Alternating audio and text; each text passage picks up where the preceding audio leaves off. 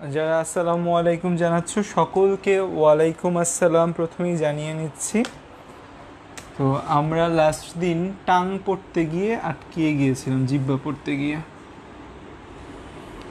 Last দিন জিহ্বা পড়ছিলাম।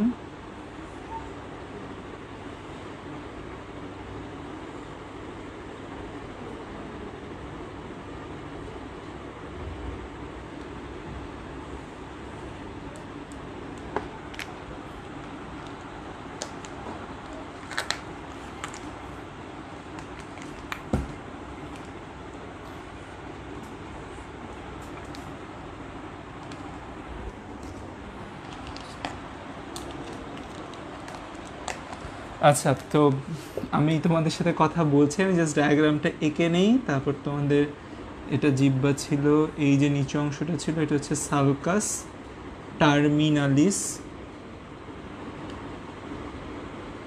এটা ছিল হচ্ছে আমাদের টনসিল, এটার নাম ছিল এপিগ্লটিস গ্লটিস। আর এখানে একটু এরকম নিচু জায়গা থেকে, এই নিচু জায়গাটাকে আমরা বলি প্যালাটো গ্লোসাল ফসা।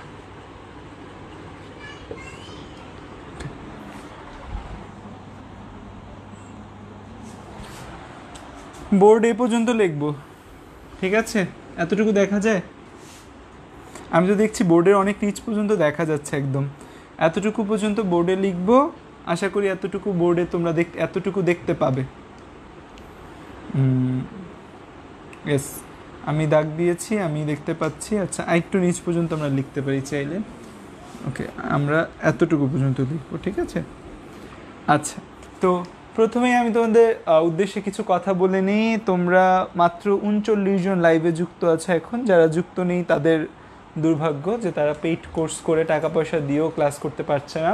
যাই হোক, আচ্ছা, সো তোমাদের উদ্দেশ্যে আমি প্রথমে বলবো যে আজকে আমি তোমাদের প্রথমে কিছুক্ষণ পড়াবো, প্রথমে 1 ঘন্টার মতো আমি তোমাদের পড়াবো।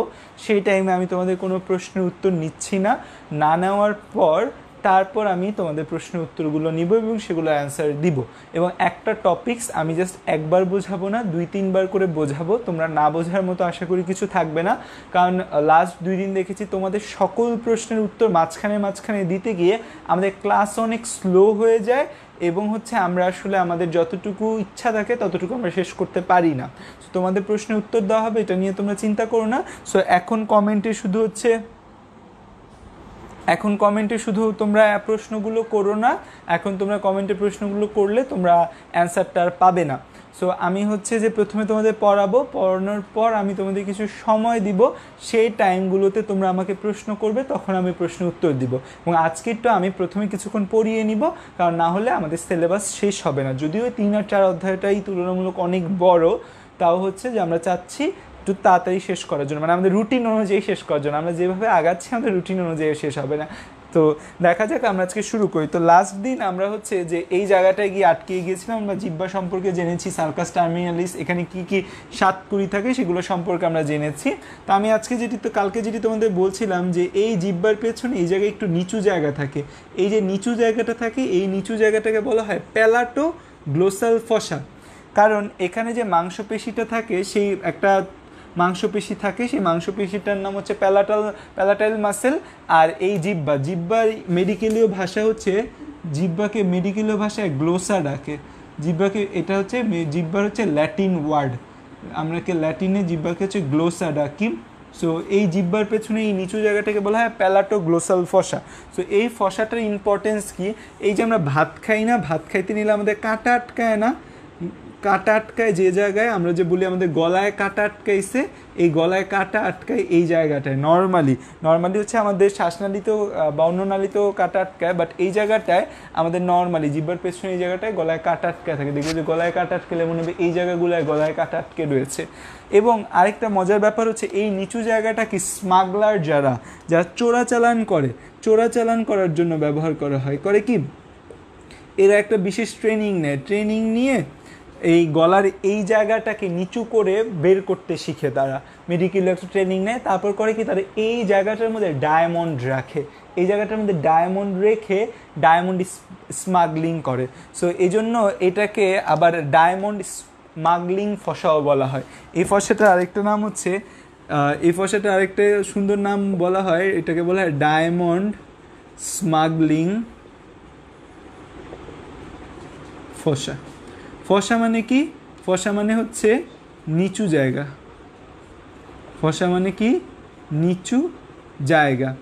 আমরা সার্কাস মানেও লাস্ট দিয়ে নিচু জায়গা বলছিলাম, কিন্তু সার্কাস মানে হচ্ছে দুইটা উঁচু জায়গার মাঝখানে যদি কোনো নিচু জায়গা থাকে তখন তাকে আমরা বলি সার্কাস। আর হচ্ছে যে একটা বড় গর্তের মতো নিচু জায়গা যদি থাকে তখন তাকে আমরা বলি ফসা বলি। সো ডায়মন্ড স্মাগলার যারা, এই ডায়মন্ড স্মাগলাররা করে কি এই জায়গাটাকে ইউজ করে, একটা স্পেশাল ট্রেনিং নিয়ে তারা করে কি এই যে ফসা বা নিচু জায়গা আছে এই জায়গায় কিছু রাখার ট্রেনিংটা শিখে করে কি এই জায়গায় এই ডায়মন্ডগুলো রেখে হচ্ছে এয়ারপোর্ট পাড়ি দিয়ে তারপর হচ্ছে বিদেশে ডায়মন্ড চোরাচালান করে। ওকে, সো এই হালকা পাতলা কথাবার্তা, এটা জাস্ট একটা ইন্টারেস্টিং ব্যাপার যেখানে যে ফসা বা নিচু জায়গাটা থাকে তার নাম প্যালাটোগ্লোসাল ফসা। এবং এই যে প্যালাটোগ্লোসাল ফসা, এই প্যালাটোগ্লোসাল ফসার এখানে যে জিনিসটা থাকে সেই জিনিসটাকে আমরা বলি টনসিল বলি। টনসিল আমাদের নর্মালি আমাদের গলায় টনসিল হয়, আমাদের জ্বর হয়েছে, কী হয়েছে? টনসিল হয়েছে। টনসিল হয়েছে বলতে তো কিছু নাই, তোমার দুই পাশে দুইটা টনসিল থাকে অলওয়েজ। এই টনসিল দুইটা হচ্ছে আমাদের লিম্ফয়েড অর্গান। একটা নতুন টার্ম তোমাদের সামনে ইউজ করতেছি, এই টনসিলগুলোকে আমরা বলি লিম্ফ নোড। এই জিনিসগুলোকে আমরা কি বলি? Lymph node. এখন লিম্ফ নোড জিনিসটা আসলে কি?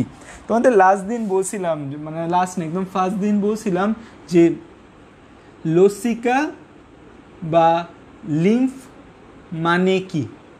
লসিকা বা লিম্ফ মানে কি তোমাদের এটা একদম ফার্স্ট ক্লাসে বুঝাইছিলাম যে এই হচ্ছে আমাদের একটা কোষ, এই কোষের ভেতর হচ্ছে যে আমাদের ধমনী দিয়ে রক্ত আসে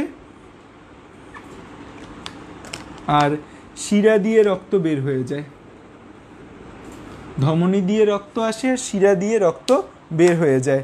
এবং দেখা যায় ধমনী দিয়ে যদি আমার যে রক্তটা আসে সেটা অক্সিজেনযুক্ত, শিরা দিয়ে যে রক্তটা যায় কার্বন ডাইঅক্সাইড যুক্ত। এখান দিয়ে যদি অক্সিজেনযুক্ত রক্ত আসে 100%, শিরা দিয়ে যাওয়ার সময় ফেরত যায় কত পার্সেন্ট? 90%। কত পার্সেন্ট এখানে রয়ে যায়? 10%। এই 10%কে আমরা কি বলি? এই 10%কে আমরা বলি কোষ রস। 10%কে আমরা কি বলি? 10%কে বলি আমরা কোষ রস বলি। এই যে কোষ রস আসে, এই কোষ রসটা পরিবাহিত হয় একটা নালী দিয়ে, সেই নালীটাকে আমরা কি বলি? লসিকা নালী। এই 10% পরিবাহিত হয় যে নালীটা দিয়ে তাকে বলি আমরা লসিকা নালী। লসিকা নালীগুলা আমি এখানে অপোজিট সাইডে দেখালেও তারা এই আমাদের রক্তনালীর আশেপাশে পাশ দিয়ে যায়।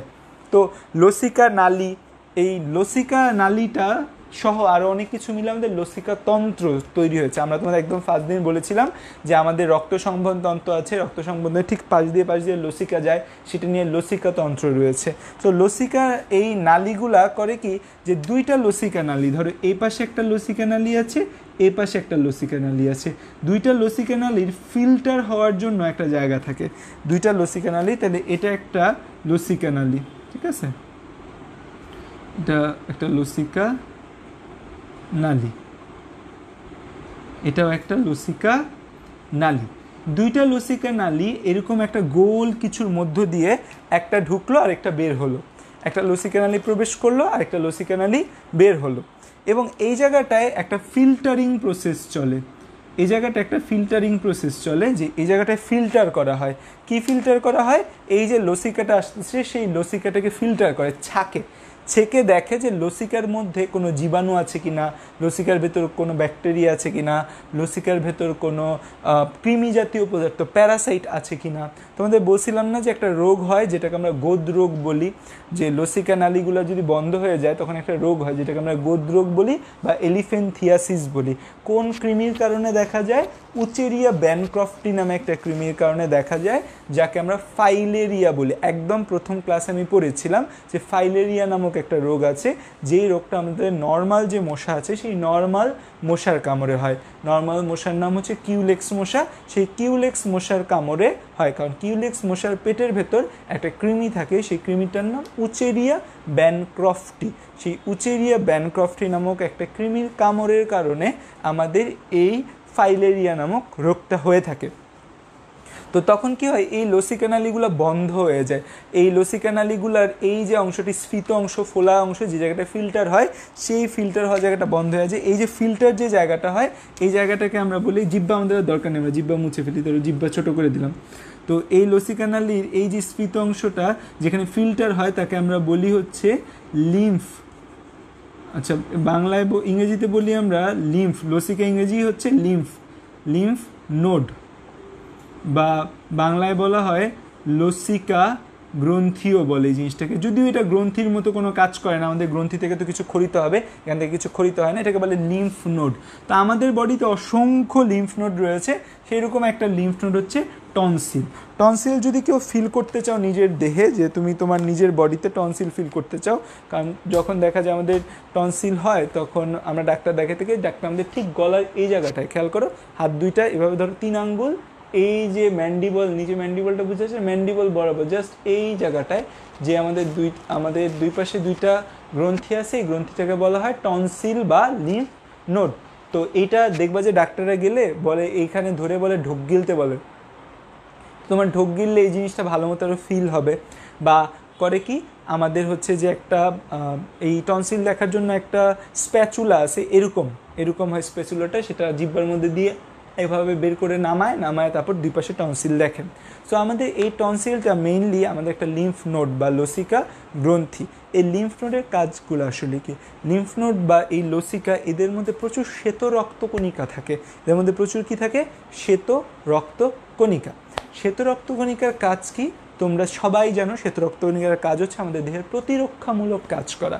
আমাদের দেহকে প্রতিরক্ষা দেয় কে, শ্বেত রক্তকণিকা। সো শ্বেত রক্তকণিকা আমাদের দেহকে প্রতিরক্ষা দান করে, এবং এই লসিকাগুলোর মধ্যে বেশি পরিমাণে শ্বেত রক্তকণিকা রয়েছে।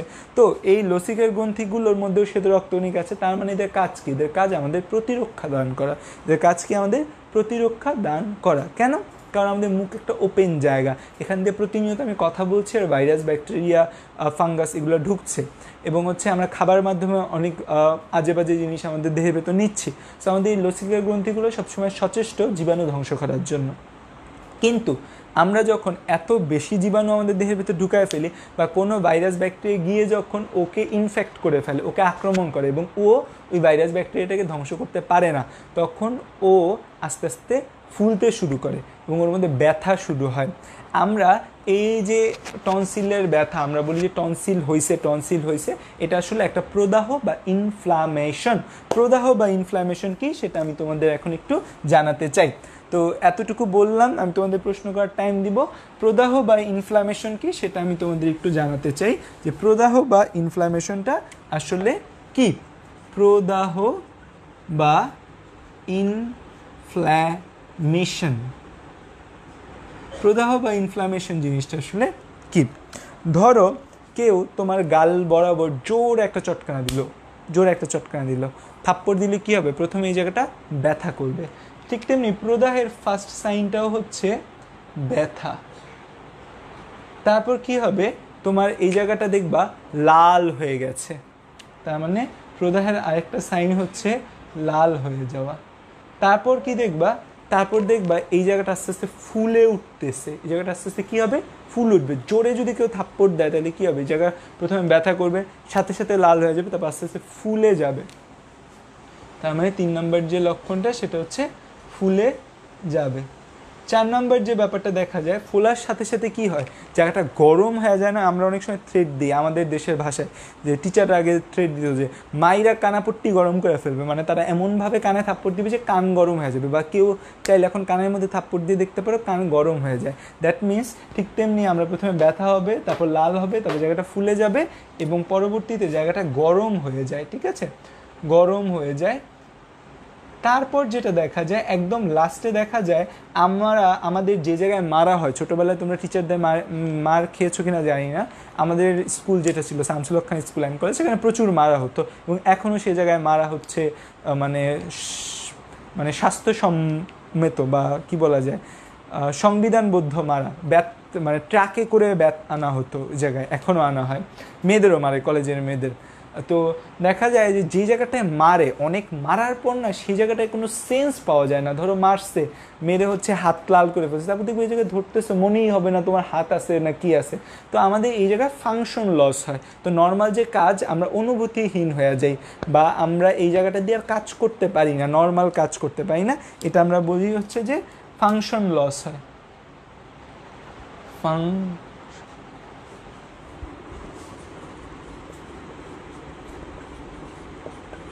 তো এই যে কয়টা ফিচার তোমাদের থাপ্পড় মারা দিয়ে যে বুঝালাম, এই থাপ্পড় মারা দিয়ে যে তোমাদের ব্যাপারগুলো বুঝালাম, এগুলো হচ্ছে আমাদের নর্মাল ফিচার।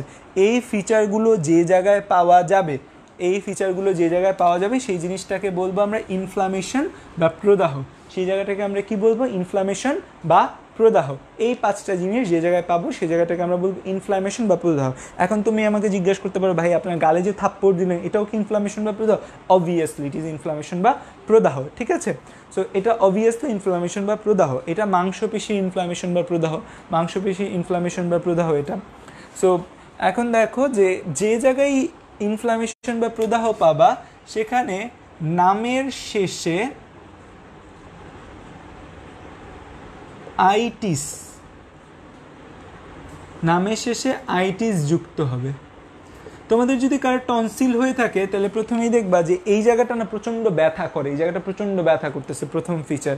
তারপর দেখবে এই জায়গাটা নর্মালের থেকে বেশি ফুলে গেছে। তুমি যদি হচ্ছে ডাক্তারদের মধ্যে হচ্ছে টাং ডিপ্রেসর, মানে টাংটাকে নামানোর জন্য যেটা ব্যবহার করে ডাক্তার, সেটা নামায় দেখো, তাহলে দেখবে তোমার টনসিলের এই জায়গাটা লাল হয়ে আছে। তারপর তুমি দেখবা এই জায়গাটার তাপমাত্রা দেখবা নর্মাল, এই জায়গার তাপমাত্রা থেকে এই জায়গার তাপমাত্রা একটু বেশি গরম। এবং আমাদের টনসিলের নর্মাল কাজ হচ্ছে কি, আমাদের একটা লিম্ফয়েড অর্গান হিসেবে কাজ করে, মানে আমাদের একটা লিম্ফ নোড হিসেবে কাজ করে, প্রতিরক্ষা সৈনিক হিসেবে কাজ করে। সেই কাজটা সে করতে পারে না। তার মানে আমরা যে টনসিল ওঠা বলি, সেই টনসিল ওঠার মধ্যে পাঁচটা ফিচার আছে। প্রথমে জায়গাটা ফুলে যাবে, তারপর সেই জায়গাটা গরম হয়ে যাবে, তারপর সেই জায়গাটা প্রথম কথা ফুলে যাবে, দুই নম্বর কথা সেটা গরম হয়ে যাবে, তারপর ব্যথা ব্যথা লাগবে, তারপর কি হবে, তারপর হচ্ছে লাল হয়ে যাবে জায়গাটা এবং ফাংশন লস হয়ে যাবে। তার মানে টনসিলের যে প্রদাহ, তার মানে টনসিলের প্রদাহকে আমরা কি বলবো? টনসিলে যে আমাদের প্রদাহ হয় সেটাকে আমরা কি বলবো? সেটাকে আমরা বলবো টনসিলাইটিস। সেটাকে আমরা কি বলবো? সেটাকে আমরা বলবো টনসিলাইটিস। সেটাকে আমরা কি বলবো? সেটাকে আমরা বলবো টনসিলাইটিস। ঠিক তেমনি তোমার যে কোনো জায়গায় কোনো প্রদাহ হলে তার সাথে আইটিস যুক্ত করে দিব আমরা। অনেকের অ্যাপেন্ডিক্স হয় না, আমার অ্যাপেন্ডিক্স হয়েছে। আরে ভাই তোমার তো অ্যাপেন্ডিক্স ছিল আগে, অ্যাপেন্ডিক্সে প্রদাহ হয়েছে। এই যে অ্যাপেন্ডিক্সে প্রদাহ হওয়া, একে বলা হয় অ্যাপেন্ডিসাইটিস। তো যে কোনো কিছু নামের সাথে আইটিস যুক্ত করে দিলে আমাদের কি হয়ে যায়? প্রদাহ বা ইনফ্লামেশন বুঝায়। সো এতটুকু আমি তোমাদের বুঝালাম। এখন তোমরা তোমাদের প্রশ্নগুলো করো, আমি 5 মিনিট তোমাদের প্রশ্নের উত্তর দিব, তারপর আমরা একটা নিউজ সেশনে যাব। ওকে,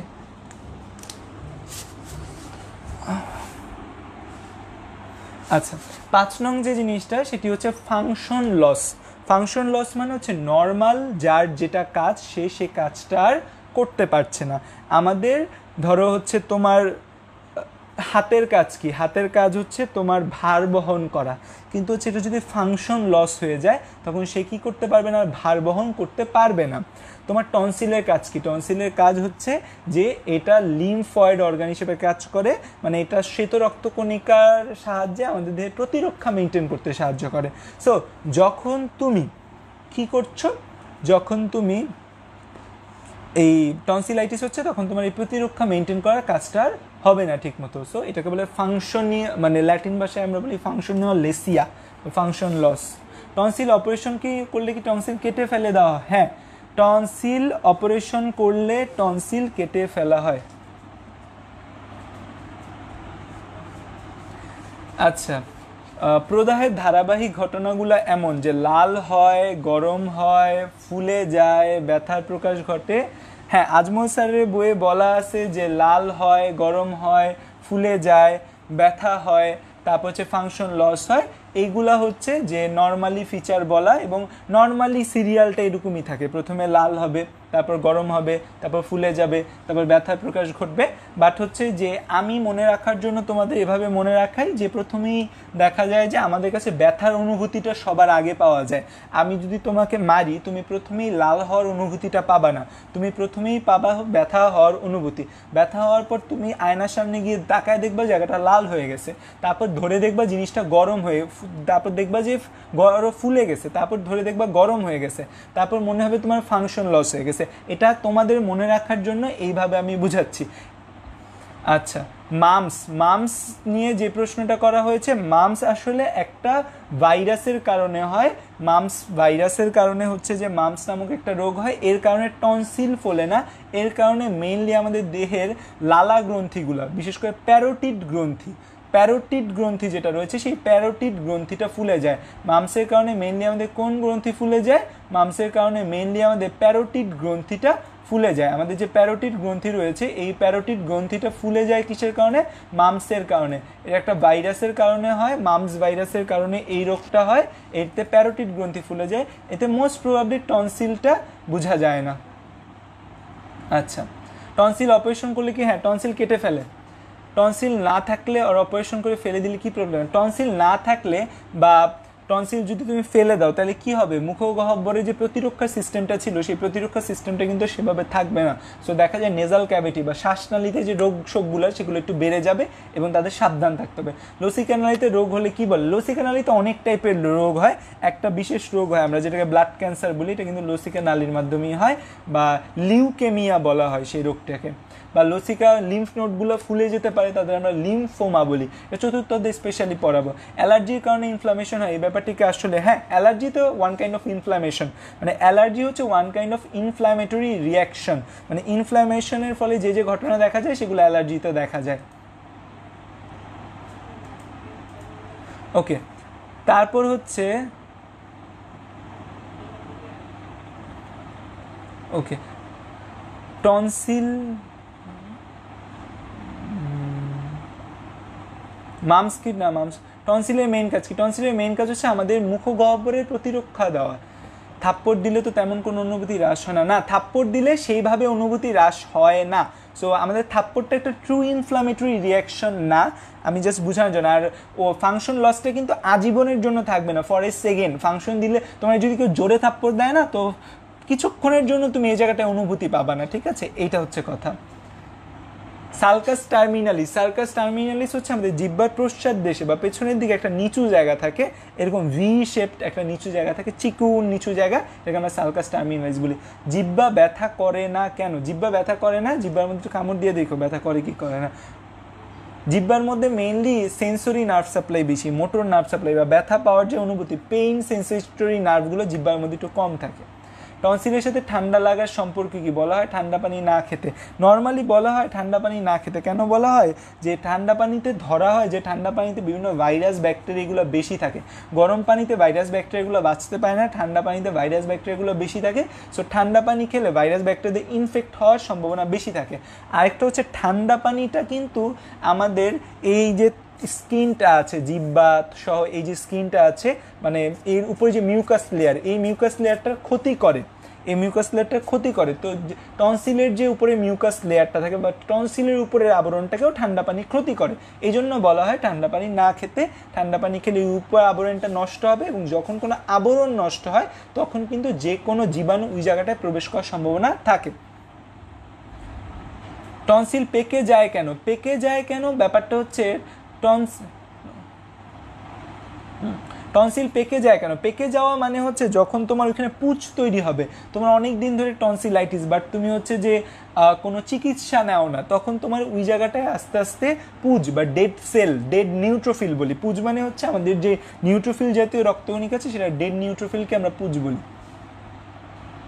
টনসিলের অপারেশনের পর আইসক্রিম খেতে দেওয়া হয় কেন? টনসিলের অপারেশন না, মুখগহ্বরের যে কোনো, যেমন টনসিল, তারপর হচ্ছে দাঁত ফালানোর পরে আইসক্রিম খাইতে বলা হয়। কেন বলা হয়? যে এই আইসক্রিমের কারণে বলা হয় যে ওই টাইমে ঠান্ডা জাতীয় কিছু খাইলে নাকি একটু ব্যথা রিলিফ হয় ওই জায়গাটা, দ্যাটস ওয়াই।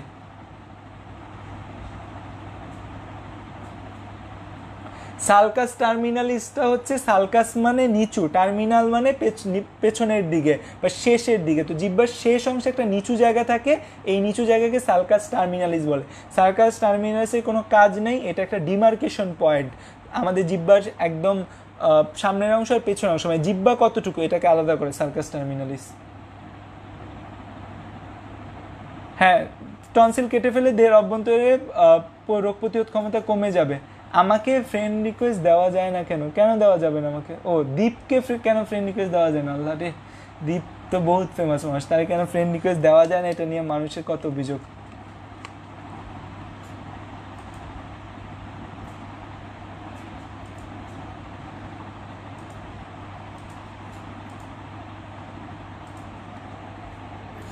ওকে, তো এখন আমরা এই জিনিসটা মুছে ফেলবো। মুছে ফেলে হচ্ছে আমরা নেক্সট যে জায়গায় যাব সেটি হচ্ছে আমরা অন্য নালী থেকে শুরু করে বাকি ব্যাপারগুলো নিয়ে পড়বো। সো আমি তোমাদের পড়িয়ে যাব একবারে, তারপর আবার এরকম তোমাদের প্রশ্নগুলো নিব। সো আমরা শুরু করি।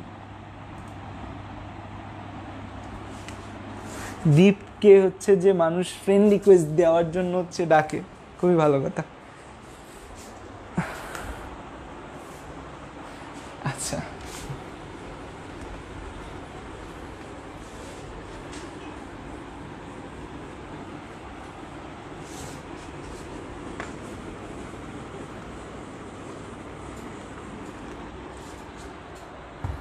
এখন লাস্ট দিন আমরা দেখছিলাম যে আমাদের এই যে অংশটা, ধরো এটা C6 বা 6 নাম্বার সার্ভাইকাল ভার্টিব্রা, এই যে 6 নাম্বার সার্ভাইকাল ভার্টিব্রা। আর কারো কোনো প্রশ্ন আছে? আচ্ছা, কোল্ড ওয়াটার কি কোনো প্রশ্ন করে কি না? এইটা হচ্ছে যে আমি তোমাদের অলরেডি উত্তর দিয়ে দিচ্ছি।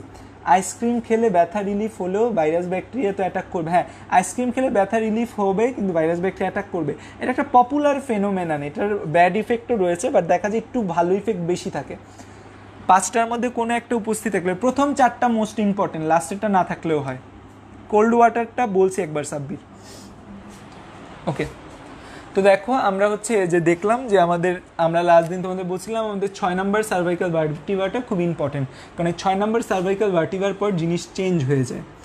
এই 6 নাম্বার সার্ভাইকাল ভার্টিব্রার আগ পর্যন্ত এই অংশটাকে আমরা বলি গলবিল, বা ইংরেজিতে আমরা বলি একে ফ্যারিংস। আর এই যে অংশটা একে আমরা কি বলি? একে আমরা বলি ল্যারিংস, বা বাংলায় বলা হয় স্বরযন্ত্র। ঠিক আছে, C6 বা সার্ভাইকাল 6 নাম্বার ভার্টিব্রার পর এই জিনিসটা নিচে যখন যায় নাম হয়ে যায় এর অন্ননালী বা ইসোফেগাস। এখন এই ইসোফেগাস বানান কোথাও দেখবা ও দ্বারা শুরু করা হয়েছে, কোথাও ই দ্বারা শুরু করা হয়েছে, দুইটাই করা যায়, কোনো সমস্যা নেই কোনোটার ভেতর। আর ল্যারিংসের পরবর্তী এই যে নিচের যে অংশ তার নাম হচ্ছে ট্রাকিয়া। ওকে, তো এই যে অন্ননালী আছে আমাদের, এই অন্ননালীটা আস্তে আস্তে নিচে যেতে থাকে, আস্তে আস্তে নিচে যায় অন্ননালীটা, আস্তে আস্তে অন্ননালীটা নিচে যায়। আমাদের এই যে ডায়াফ্রাম আছে না, আমাদের অন্ননালীটা নিচে যায়, এই ধরো আমাদের এই অংশটার নাম ডায়াফ্রাম, বা আমরা তাকে কি বলি? মধ্যচ্ছদা। আমাদের এই নিচে আমাদের একটা অংশ থাকে, এই অংশটার নাম কি বলি আমরা? ডায়াফ্রাম বা মধ্যচ্ছদা। এই ডায়াফ্রাম বা মধ্যচ্ছদা দিয়ে সে নিচে যায়। আমাদের এই ডায়াফ্রাম বা মধ্যচ্ছদাটার কাজ কি? মধ্যচ্ছদাটার কাজ হচ্ছে আমাদের বক্ষপিঞ্জর আর আমাদের এই যে নিচের অংশটা রয়েছে আমাদের খাদ্যের সাথে যে অংশটা রিলেটেড, বা পেট বা বেলি যেটা বলি, এই অংশ দুটোকে আলাদা করা। এই আলাদা করার জন্য এখানে একটা জিনিস থাকে যাকে আমরা বলি ডায়াফ্রাম, ডায়াফ্রাম বা মধ্যচ্ছদা। এই ডায়াফ্রাম বা মধ্যচ্ছদাটা হচ্ছে একটা মাস্কুলো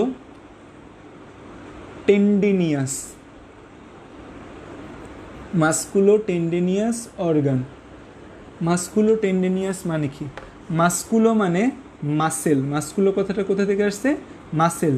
মাসেল মানে আমরা জানি কি? মাংস পেশি। টেন্ডিনিয়াস কথাটা আসছে টেন্ডন। টেন্ডন জিনিসটা আমাদের হচ্ছে যে মাংসপেশিগুলো, তো আমাদের হচ্ছে যে 3 টাইপের মাংসপেশি আছে আমরা জানি, যে ঐচ্ছিক, অনৈচ্ছিক, কার্ডিয়াক। আর টেন্ডনগুলো হচ্ছে এই মাংসপেশিগুলো যখন আরও শক্ত হয়ে যায় এবং সংকোচন প্রসারণ ক্ষমতা থাকে। টেন্ডনটা কি আসলে? টেন্ডনটা তাহলে আসলে মাংসপেশির ভেতর যখন কোলাজেন জমা হয়, কোলাজেন মানে হচ্ছে একটা শক্ত টিস্যু, মাংসপেশির মধ্যে যখন কোনো শক্ত টিস্যু যুক্ত হয় এবং সেই জিনিসটা ছোট হতে পারে, বড় হতে পারে, ছোট হতে পারে, বড় হতে পারে। মাংসপেশির কিন্তু সেইভাবে ছোট বড় হওয়ার ক্ষমতা নেই, বাট টেন্ডনের কিন্তু খুব ছোট বড় হওয়ার ক্ষমতা থাকে, তাকে আমরা বলি টেন্ডন বলি। তোমরা যখন তোমাদের হচ্ছে অস্থি পড়াবো, অস্থি পড়াতে গেলে বা তোমরা যদি আমার ইউটিউবের ভিডিওগুলো দেখো বা আমার গ্রুপের পোস্টগুলো যদি পড়ো, তখন দেখবে সেখানে আমি একটি কথা বলেছি, টেন্ডন হচ্ছে মাংসপেশি আর অস্থি এদের মধ্যে সংযোগ করে টেন্ডন। কিন্তু এছাড়াও টেন্ডন থাকতে পারে মাঝে মাঝে, যারা এই মাংসপেশি এবং অস্থির মধ্যে সংযোগ করবে না, তারা হচ্ছে যে টেন্ডনের যে ক্যারেক্টার বা বৈশিষ্ট্যগুলো, যে টেন্ডনের বৈশিষ্ট্য হচ্ছে টেন্ডন ছোট বড় হতে পারবে, সেই টেন্ডনের ছোট বড় হওয়ার যে ক্ষমতাটা সেটা সম্পূর্ণরূপে থাকবে। এবং হিস্টোলজিক্যালি মানে মেডিকেলের একটা ব্রাঞ্চ আছে যেখানে আমরা মাইক্রোস্কোপের নিচে কিছু দেখি, মাইক্রোস্কোপিক্যালি দেখলেও নর্মাল একটা টেন্ডনে যা পাওয়া যাবে তার মধ্যেও সেই জিনিস পাওয়া যাবে, সেটাকে আমরা বলি টেন্ডন বলি। তো আমাদের এই ডায়াফ্রামের মধ্যে মাংসপেশি থাকে আর টেন্ডন থাকে। এবং মাংসপেশিটা কোন ধরনের মাংসপেশি হয়? মাংসপেশিটা হয় আমাদের ঐচ্ছিক বা কঙ্কাল পেশি, বা আমরা যদি বাংলায় বলি, ইংরেজিতে বলি, তাহলে হচ্ছে কি হবে? Skeletal muscle. স্কেলেটাল মাসেল থাকে তোমাদের।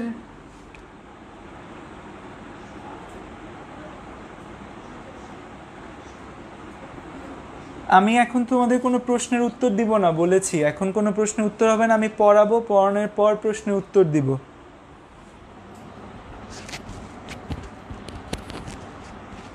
আমি আগে পড়াবো, পড়ানোর পর তোমাদের প্রশ্ন উত্তর দিব। তোমাদের একাডেমিক প্রশ্নের উত্তর দিব, নন একাডেমিক প্রশ্নের উত্তর দিব। বাট ব্যাপারটা হচ্ছে একাডেমিক জিনিসগুলো জানতে হবে, ঠিক আছে? এবং তোমাদের যা পড়াচ্ছি কিছু নন একাডেমিক পড়াচ্ছি না, ডায়াফ্রাম পঞ্চম অধ্যায়ে রয়েছে। সো এইখানে যে পেশিটা থাকে এটা হচ্ছে ঐচ্ছিক পেশি বা কঙ্কাল পেশি বা স্কেলেটাল মাসেল। সো এই জিনিসটা আমাদের খুব গুরুত্বপূর্ণ। তোমাদের লাস্ট দিন বলেছিলাম যে আমাদের দেহের ভেতরে যে পেশিগুলো থাকে নর্মালি তার স্মুথ মাসেল বা অনৈচ্ছিক পেশি হয়, কিন্তু 2টা পেশি আছে যারা ঐচ্ছিক পেশি হয়। একটার নাম কি? একটার নাম হচ্ছে আমাদের এই জিহ্বা, আর একটার নাম হচ্ছে আমাদের এই ডায়াফ্রাম। সো ডায়াফ্রামটা এই জন্য আমাদের জানতে হবে। ওকে, সো এই ডায়াফ্রামের মধ্যে একটা ছিদ্র থাকে, এই ছিদ্র পথে আমাদের এই ইসোফেগাসটা নেমে যায়। নর্মালি ডায়াফ্রামে 3টা ছিদ্র থাকে, 3টা জিনিস নামার জন্য, এর মধ্যে একটা ইসোফেগাসটা নেমে যায়। ইসোফেগাসটা ডায়াফ্রাম দিয়ে যখন নামার পর ইসোফেগাসটা কোথায় উন্মুক্ত হয়? ইসোফেগাসটা উন্মুক্ত হয় আমাদের এই যে অংশ, বাংলা 5-এর মতো বলি আমরা দেখতে, এই অংশটার নাম কি? এইটাকে আমরা বলি পাকস্থলী, বা এখানে যদি আমি লিখি এটাকে আমরা কি বলি? পাকস্থলী, বা ইংরেজিতে কি বলা হয়? স্টমাক।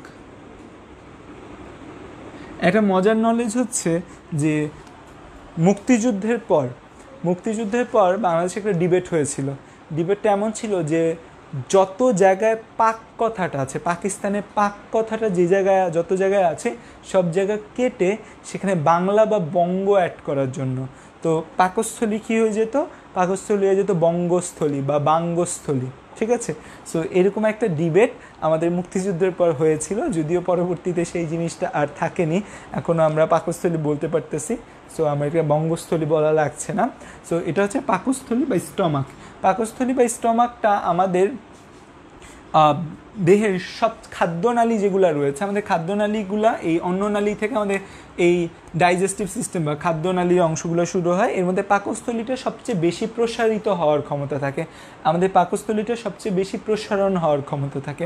সো আমাদের এই অন্ননালীটা পাকস্থলীটার যে জায়গায় এসে উন্মুক্ত হয় সেই জায়গাটাকে বলি আমরা কার্ডিয়া বলি। তো এই যে অন্ননালীটা পাকস্থলীর যে জায়গায় এসে উন্মুক্ত হয় সেই জিনিসটাকে আমরা কি বলি? সেই জায়গাটাকে বলি আমরা কার্ডিয়া। কার্ডিয়া বলার কারণ আসলে সেইভাবে নেই। কার্ডিয়া বলার কারণ মোস্ট প্রবাবলি এটা হৃৎপিণ্ডের কাছাকাছি থাকে, that's why this reason is known as cardia. তো এই রিজনটাকে আমরা কি বলি? কার্ডিয়া বলি এই জায়গাটাকে।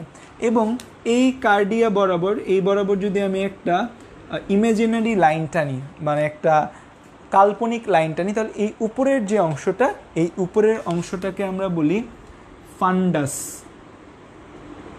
উপরের অংশটাকে আমরা কি বলি? উপরের অংশটাকে আমরা বলি ফান্ডাস। এই উপরের অংশটাকে আমরা বলি ফান্ডাস বলি। এবং এই যে অংশটা, এই অংশটা তো আমাদের এভাবে এখান বরাবর, এই জায়গায় আবার আরেকটা এরকম ভাঁজ থাকে, এখানে আরেকটা এরকম ভাঁজ থাকে, সে বরাবর আরেকটা ইমাজিনারি লাইন টানি। এই অংশটা হচ্ছে বডি। এই নিচের যে অংশটা, এই অংশটাকে আমরা বলি পাইলোরাস। এই নিচের যে অংশটা, তাকে আমরা কি বলি? পাইলোরাস। ঠিক আছে? তো আমাদের স্টমাকের মধ্যে এই তিনটা জিনিস আমরা দেখতে পাই। এই যে অংশ, এটাকে আমরা বলি ফান্ডাস, এই অংশটাকে আমরা বলি বডি, এবং এই অংশটাকে নাম দেওয়া হয়েছে পাইলোরাস বলা হয় এই অংশটাকে। এখন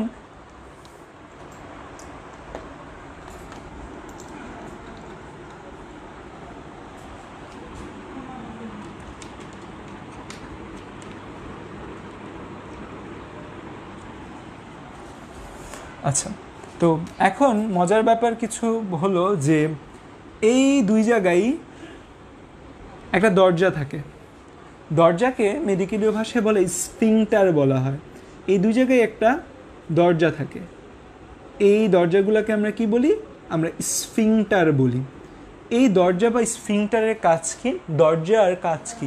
ধরো তোমার বাসায় যদি দরজা না থাকতো তাহলে আসলে কি হতো?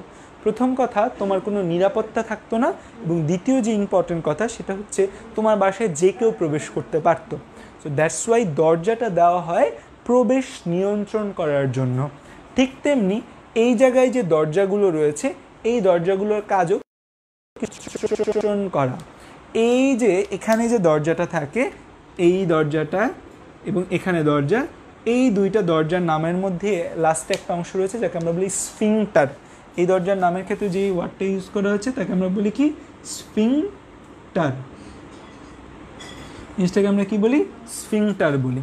তো এইখানে যে দরজাটা আছে আমাদের,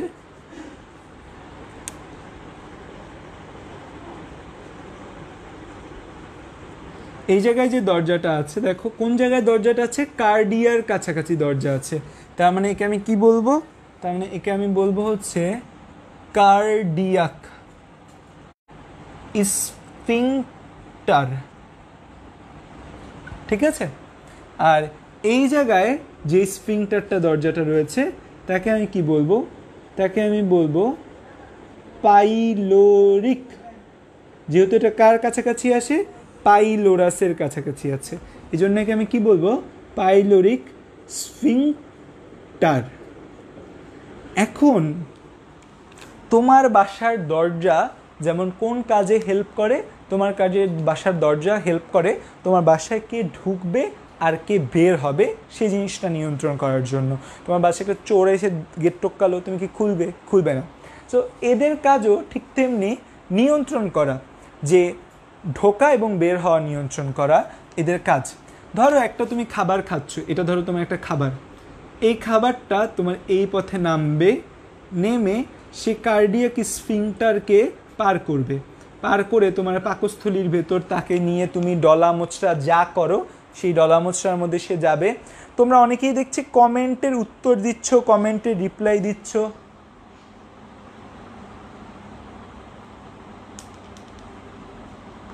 কমেন্টের উত্তর দিচ্ছ, কমেন্টের রিপ্লাই দিচ্ছ। তোমাদের বলেছিলাম যে এখন কোনো কমেন্ট করতে না, আমি হচ্ছে যে তোমাদের সকল প্রশ্নের উত্তর দিব। আমার সাউন্ড আগে পরে আসছে?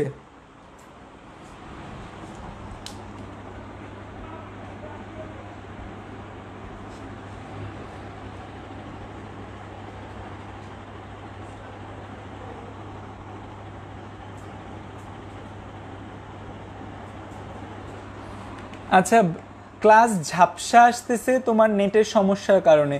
তুমি ক্লাসটা আবার যখন দেখবে তখন দেখবে যে ক্লাসটা ঠিকমতো দেখা যাচ্ছে। ঠিক আছে?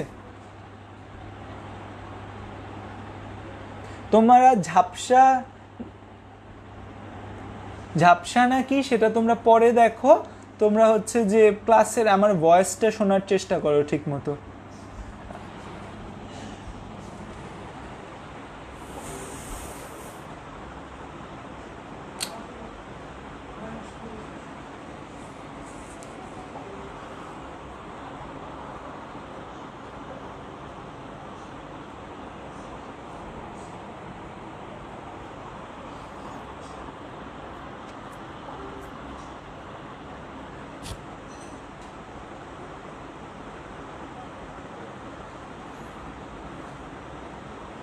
আচ্ছা, তো আমরা একটু ব্রেক নিলাম, এখন আবার কথা বলছি। এখনও কি কথা আগে পরে আসছে কি না, না এখন ঠিক আছে?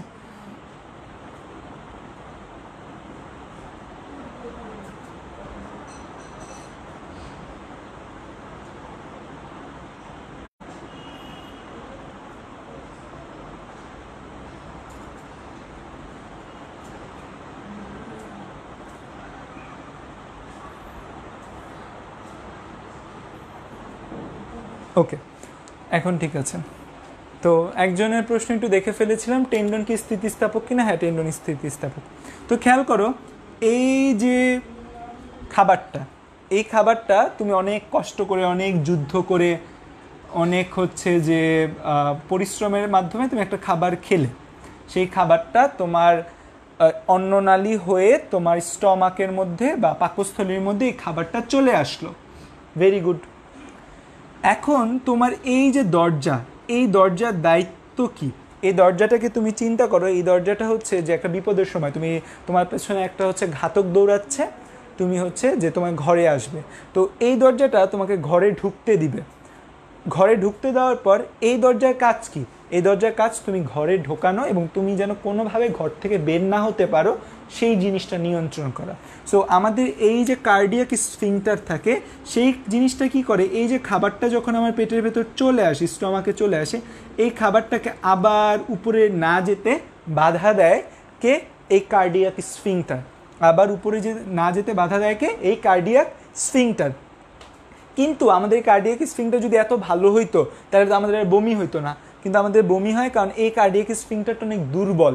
মানে এইখানে যে দরজাটা থাকে, এই দরজাটা দুর্বল।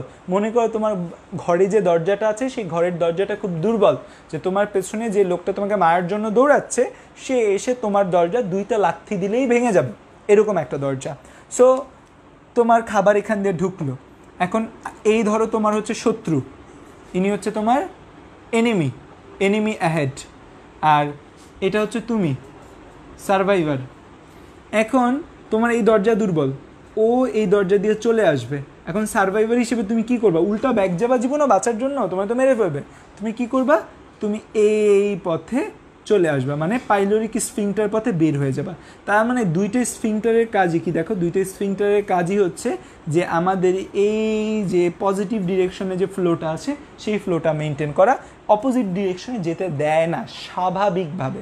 বাট নর্মালি দেখা যায় আমাদের বমি টমি যখন হয় তখন খুবই ইরিটেশন হয় আমাদের ভেতর, তখন দেখা যায় এমনভাবে আমাদের রিভার্স পেরিস্টালসিস বা বিপরীত পেরিস্টালসিস হওয়া শুরু করে যে আমাদের খাবারগুলো বমি আকারে উপচায় উপরে পড়ে যায়। ঠিক আছে, তো এই হচ্ছে আমাদের দুইটা স্ফিংটারের কাজ। দুইটা স্ফিংটার, তাহলে কার্ডিয়াক স্ফিংটার কি করে? অন্ননালী থেকে খাবারটা পাকস্থলীতে আসতে সাহায্য করে। আর আমাদের এই পাইলোরিক স্ফিংটার কি করে? এই পাকস্থলী থেকে খাবারটা কোথায় যেতে সাহায্য করে? পাকস্থলীর পরবর্তীতে আমাদের এরকম একটা ইউ আকৃতির অঙ্গ থাকে। পাকস্থলীর পরবর্তীতে যে ইউ আকৃতির অঙ্গ, সেটাকে আমরা বলি ডিওডেনাম। পাকস্থলীর পর যে ইউ আকৃতির অঙ্গ থাকে সেটাকে বলি আমরা ডিউডেনাম। এই ডিউডেনামটা আমাদের কোন জায়গার অংশ? এই ডিউডেনামটা। তো যেটা বলছিলাম যে তাহলে আমাদের কার্ডিয়াক স্ফিংটার যেটা আছে সেটি কি করে? আমার এই খাবারটাকে ইসোফেগাস থেকে স্টমাকে আসতে সাহায্য করে। এবং কোথায় বাধা দেয়?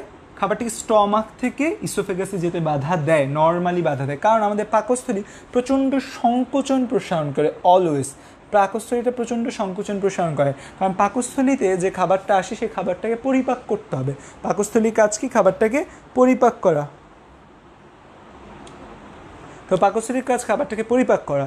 সো আমরা জানি যে আমাদের পরিপাক খাবার ডাইজেশন করতে গেলে দুই ধরনের প্রক্রিয়া লাগে, একটা হচ্ছে যান্ত্রিকভাবে তাকে চিপতে হবে, আরেকটা হচ্ছে কি, আরেকটা হচ্ছে তার মধ্যে রাসায়নিক পদার্থ বা এনজাইম লাগবে। তো এই জন্য বলা হয় পরিপাক দুই প্রকার, একটাকে আমরা বলি রাসায়নিক পরিপাক, আরেকটাকে বলি আমরা যান্ত্রিক পরিপাক। ব্যাপারটা এমন, তুমি করোনা ভাইরাসের জন্য হাত ধুবে, এখন তুমি হাতে সাবান লাগায় বসে আসো, তুমি সাবান লাগায় বসে আসো, তারপর হাতের মধ্যে পানি দিলা, তাহলে কি করোনা ভাইরাস মারা যাবে? যাবে না।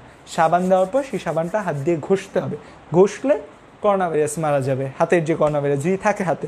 আবার ধরো তুমি শুধু ঘষতেছো পানি দিয়ে, তখন কি তোমার করোনা ভাইরাস মারা যাবে? যাবে না। তো ঘষতেও হবে, আবার কি করতে হবে, রাসায়নিক পদার্থ বা সাবানও থাকতে হবে সেখানে। ঠিক তেমনি আমাদের পরিপাকের জন্য ঘষা লাগে, ঘষা মানে কি যান্ত্রিক পরিপাক, আবার রাসায়নিক পদার্থও লাগে, তার মানে কি রাসায়নিক পরিপাক। তো আমাদের পরিপাক কয় প্রকার? দুই প্রকার, একটাকে বলি আমরা যান্ত্রিক পরিপাক, আর একটাকে বলি আমরা রাসায়নিক পরিপাক।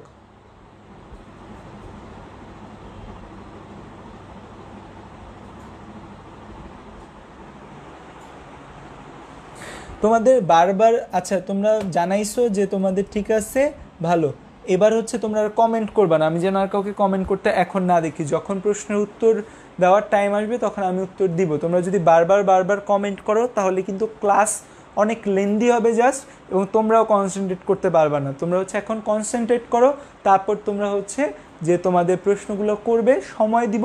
তোমার প্রশ্নে যদি তুমি উত্তর না পাও তাহলে তোমার সাথে আমি ফোন কলে এসে হইলেও তোমার প্রশ্নের উত্তর দিব। তো উত্তর নিয়ে তোমার মানে চিন্তিত হওয়া লাগবে না, তোমাদের লেভেলে যতটুকু লাগবে তার সাথে এক্সট্রা যা যা লাগবে আমি জানাচ্ছি। তুমি যদি বুঝতে না পারো আমাকে পরে জানো, বাট এখনই যদি তুমি বারবার কমেন্ট করো তোমার কিন্তু হচ্ছে কনসেন্ট্রেশনটা নষ্ট হচ্ছে। তুমি এখন আমার ভয়েসটা শোনো, তুমি এখানে কিছু দেখতে পাচ্ছ না, সমস্যা নেই, just listen to my voice. Okay, so দেখা গেল যে আমরা তাহলে হচ্ছে কার্ডিয়াক অ্যান্ড পাইলোরিক স্ফিংক্টার নিয়ে জানলাম, আমাদের এই স্টমাক নিয়ে জানলাম। এখন স্টমাকের গঠনের মধ্যে আরও দুইটা জিনিস আছে, খেয়াল করে দেখো। এই জিনিসটা কি, এটা একটা বাঁক না? এটা একটা বাঁক, এটাও একটা বাঁক। তো বাঁককে ইংরেজিতে আমরা বলি হচ্ছে কার্ভ। বাঁককে আমরা ইংরেজিতে কি বলি? কার্ভ। বাঁককে আমরা ইংরেজিতে কি বলি? কার্ভ বলি। কার্ভ ইংরেজি হচ্ছে বাঁক। তো এইটাকে, যেহেতু এটা একটা নাউন, এইটাকে হচ্ছে মেডিকেলীয় ভাষায় বাঁককে বলা হয় কার্ভেচার। মেডিকেলীয় ভাষায় বাঁক মানে কি? বাঁক মানে হচ্ছে মেডিকেলীয় ভাষায় কার্ভেচার। তো হচ্ছে আমাদের এই বাঁকটা দেখো, এই বাঁকটা কি বড় না ছোট? এই বাঁকটা একটা বড় বাঁক, আমরা বলি এটাকে বড় বাঁক। এই বাঁকটা যদি দেখো, এই বাঁকটা কেমন বাঁক? ছোট বাঁক। তার মানে এটা হচ্ছে একটা বড় বাঁক, এটা হচ্ছে একটা ছোট বাঁক। বাঁক ইংরেজি মেডিকেল ভাষায় কি? কার্ভেচার বলা হয়। সো এই যে জিনিসটা, এইটাকে আমরা কি বলবো, আর এইটাকে আমরা কি বলবো?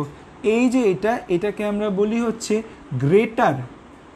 গ্রেটার বড়, বড় ইংরেজি কি?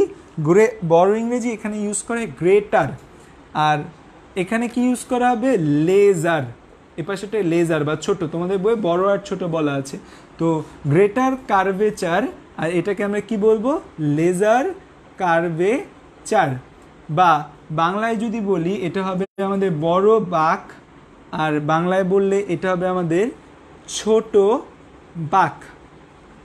ঠিক আছে, তাহলে আমরা আমাদের দুই টাইপের বাঁক দেখতে পেলাম। এটা হচ্ছে আমাদের নর্মাল একটা স্টমাকের অ্যানাটমি, মানে স্টমাক দেখতে নর্মালি এমন হয়, বা স্টমাকের মধ্যে এই জিনিসগুলো আছে।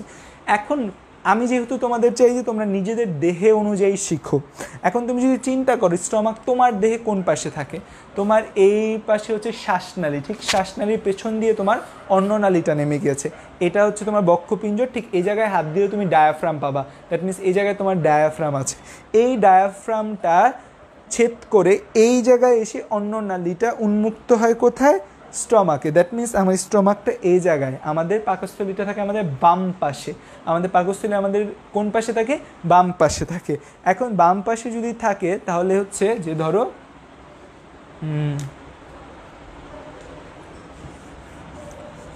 এই ধরো একটা মানুষ, এইটা ধরো ডায়াফ্রাম, এই ছেদ করে এই জায়গাটায় আমাদের স্টমাক আছে। ঠিক আছে, তার মানে স্টমাকটা আমাদের কোন পাশে থাকে? স্টমাক আমাদের বাম পাশে থাকে। স্টমাকের এই যে গ্রেটার কার্ভেচার, বড় কার্ভ এটা কোন পাশে থাকে? বড় কার্ভটা থাকে বেশি আমাদের বাম পাশে, সরি ডান ভুলে ফেলছি, বাম পাশে। আমাদের পাকস্থলীটা আমাদের কোন পাশে থাকে? বাম পাশে থাকে। তো আমাদের বড় বাঁকটা থাকে বাম পাশে, আর ছোট বাঁকটা কোন পাশে থাকে? দেখো ছোট বাঁকটাও মেইনলি ডান পাশের দিকে থাকে, ঠিক আছে? যে আমাদের মানবদেহের কথা যদি চিন্তা করো, এই হচ্ছে তোমাদের তাহলে এ পাশটা কোন পাশ? আমাদের লেফট সাইড। বেশি লেফটে থাকে কে বলো তো? বেশি লেফটে থাকে এই বড় বাঁকটা। আর ছোট বাঁকটা কোন দিকে থাকে? ছোট বাঁকটা আমাদের মোস্টলি রাইট সাইডের দিকে থাকে বা ডান পাশের কাছাকাছি থাকে। তো এই বড় বাঁক আর ছোট বাঁক। ইম্পর্টেন্ট জিনিস হচ্ছে আমাদের জন্য এই যে জিনিসটা, এই যে ফান্ডাস, এই ফান্ডাসটা খুব ইম্পর্টেন্ট। আমরা যে খাবার দাবারগুলো খাই, সেই খাবার দাবারগুলোর মধ্যে কিছু গ্যাস তৈরি হয়।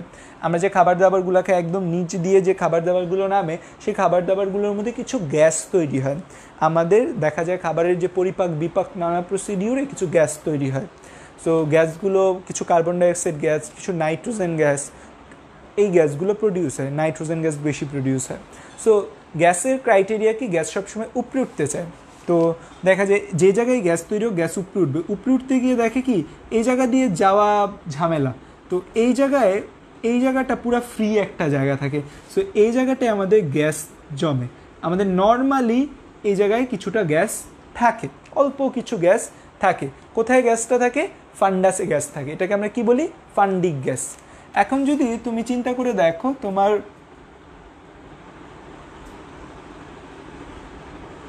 নর্মালি আমাদের হার্ট এরকম চোঙ্গা শেপ, মোচাকৃতির। এখন তোমরা এই হার্ট দেখে হয়তো হচ্ছে যে অজ্ঞান হয়ে যাবা। তোমরা লাইফে যেমন হার্ট শিখছো, টোটালি অপোজিট। তো হচ্ছে দেখা যায় এরকম না, এরকম, সরি এরকম আমাদের হার্টটা এরকম চোঙ্গাকৃতির। সো এই হচ্ছে আমাদের হার্ট বা হৃৎপিণ্ড। এই নিচে আছে ডায়াফ্রাম। তো যখন তোমার এই ফান্ডিক গ্যাস বেশি হবে, তুমি হচ্ছে গ্যাস জাতীয় খাবার বেশি খাইছো, বা তোমার হচ্ছে যে তুমি খুব ঝাল জাতীয় মশলা জাতীয় খাবার বেশি খাইছো, বা তুমি পোড়া তেলে ভাজা হচ্ছে কি বলে এটাকে, পোড়া তেলে ভাজা খাবার দাবার বেশি খাইছো, তোমার গ্যাস বেশি হবে। গ্যাস বেশি হলে কি হবে? এই জিনিসটা উপরে উঠবে, গ্যাস বেশি চাপ দিবে। আর আমি তোমাদের বলছি, আমাদের পাকস্থলী একমাত্র অর্গান আমাদের যে পাকস্থলী অনেক বড় হইতে পারে। যেমন দেখবা যে বিয়ে বাড়িতে গিয়ে তুমি একবার খাইছো, খেয়ে তোমার পেট ভরে গেছে, ছেলেরা করে কি এরপর যদি দেখা আরও ভালো খাবার হয়েছে, তখন দেখা যায় একটু প্যান্টটা ঢিলা করে আবার আরেক দফা খাওয়া শুরু করে, কারণ আমাদের পাকস্থলী মোটামুটি ভালো স্ট্রেচ বা বড় হতে পারে। সো এইখানে হয় গ্যাসের চাপ যখন বাড়ে, তখন কি হয়? এই হৃৎপিণ্ডের উপর সে চাপ দিতে থাকে। এবং হৃৎপিণ্ডের উপর যখন সে চাপ দেয়, মেইনলি ডায়াফ্রামের উপর চাপ দেয়, হৃৎপিণ্ডের উপর চাপ দেয়, তখন একটা ব্যথার অনুভূতি জাগ্রত হয় বুকের বাম পাশে। আমরা বলি যে অনেক সময় বলে না যে বুকের বাম পাশ ব্যথা করতেছে, আম্মু বাম পাশ ব্যথা করতেছে, তখন আমরা বলে যে গ্যাস্ট্রিকের ব্যথা। নর্মালি আমাদের বুকের বাম পাশে, হার্টের ব্যথা বাম পাশে সেভাবে বোঝা যায় না। তোমাদের যখন 6 অধ্যায় পড়াবো, 4 অধ্যায় পড়াবো নেক্সট অধ্যায়, তখন তোমাদের হার্টের ব্যথা বা হৃৎপিণ্ডের ব্যথা নিয়ে বলবো। হার্টের ব্যথা বা হৃৎপিণ্ডের ব্যথা নর্মালি বাম পাশে সেভাবে পাওয়া যায় না, কারণ হচ্ছে আমাদের হৃৎপিণ্ডের ব্যথাগুলো রেফার্ড হয়ে যায় বা অন্য জায়গায় চলে যায়। তো বাম পাশে ব্যথা করতেছে এই জায়গায়, তুমি অনেক কিছু খাবারের পর তখন মনে হয় যে এটা মোস্ট প্রবাবলি আমাদের এই ফান্ডিক গ্যাস বা আমাদের স্টমাকে যে গ্যাসটা প্রডিউস হয়, সেই গ্যাসের কারণে সেটা আমাদের হৃৎপিণ্ডে চাপ দেয়, এই ডায়াফ্রামকে চাপ দেয়, হৃৎপিণ্ডকে চাপ দেয়। সেজন্য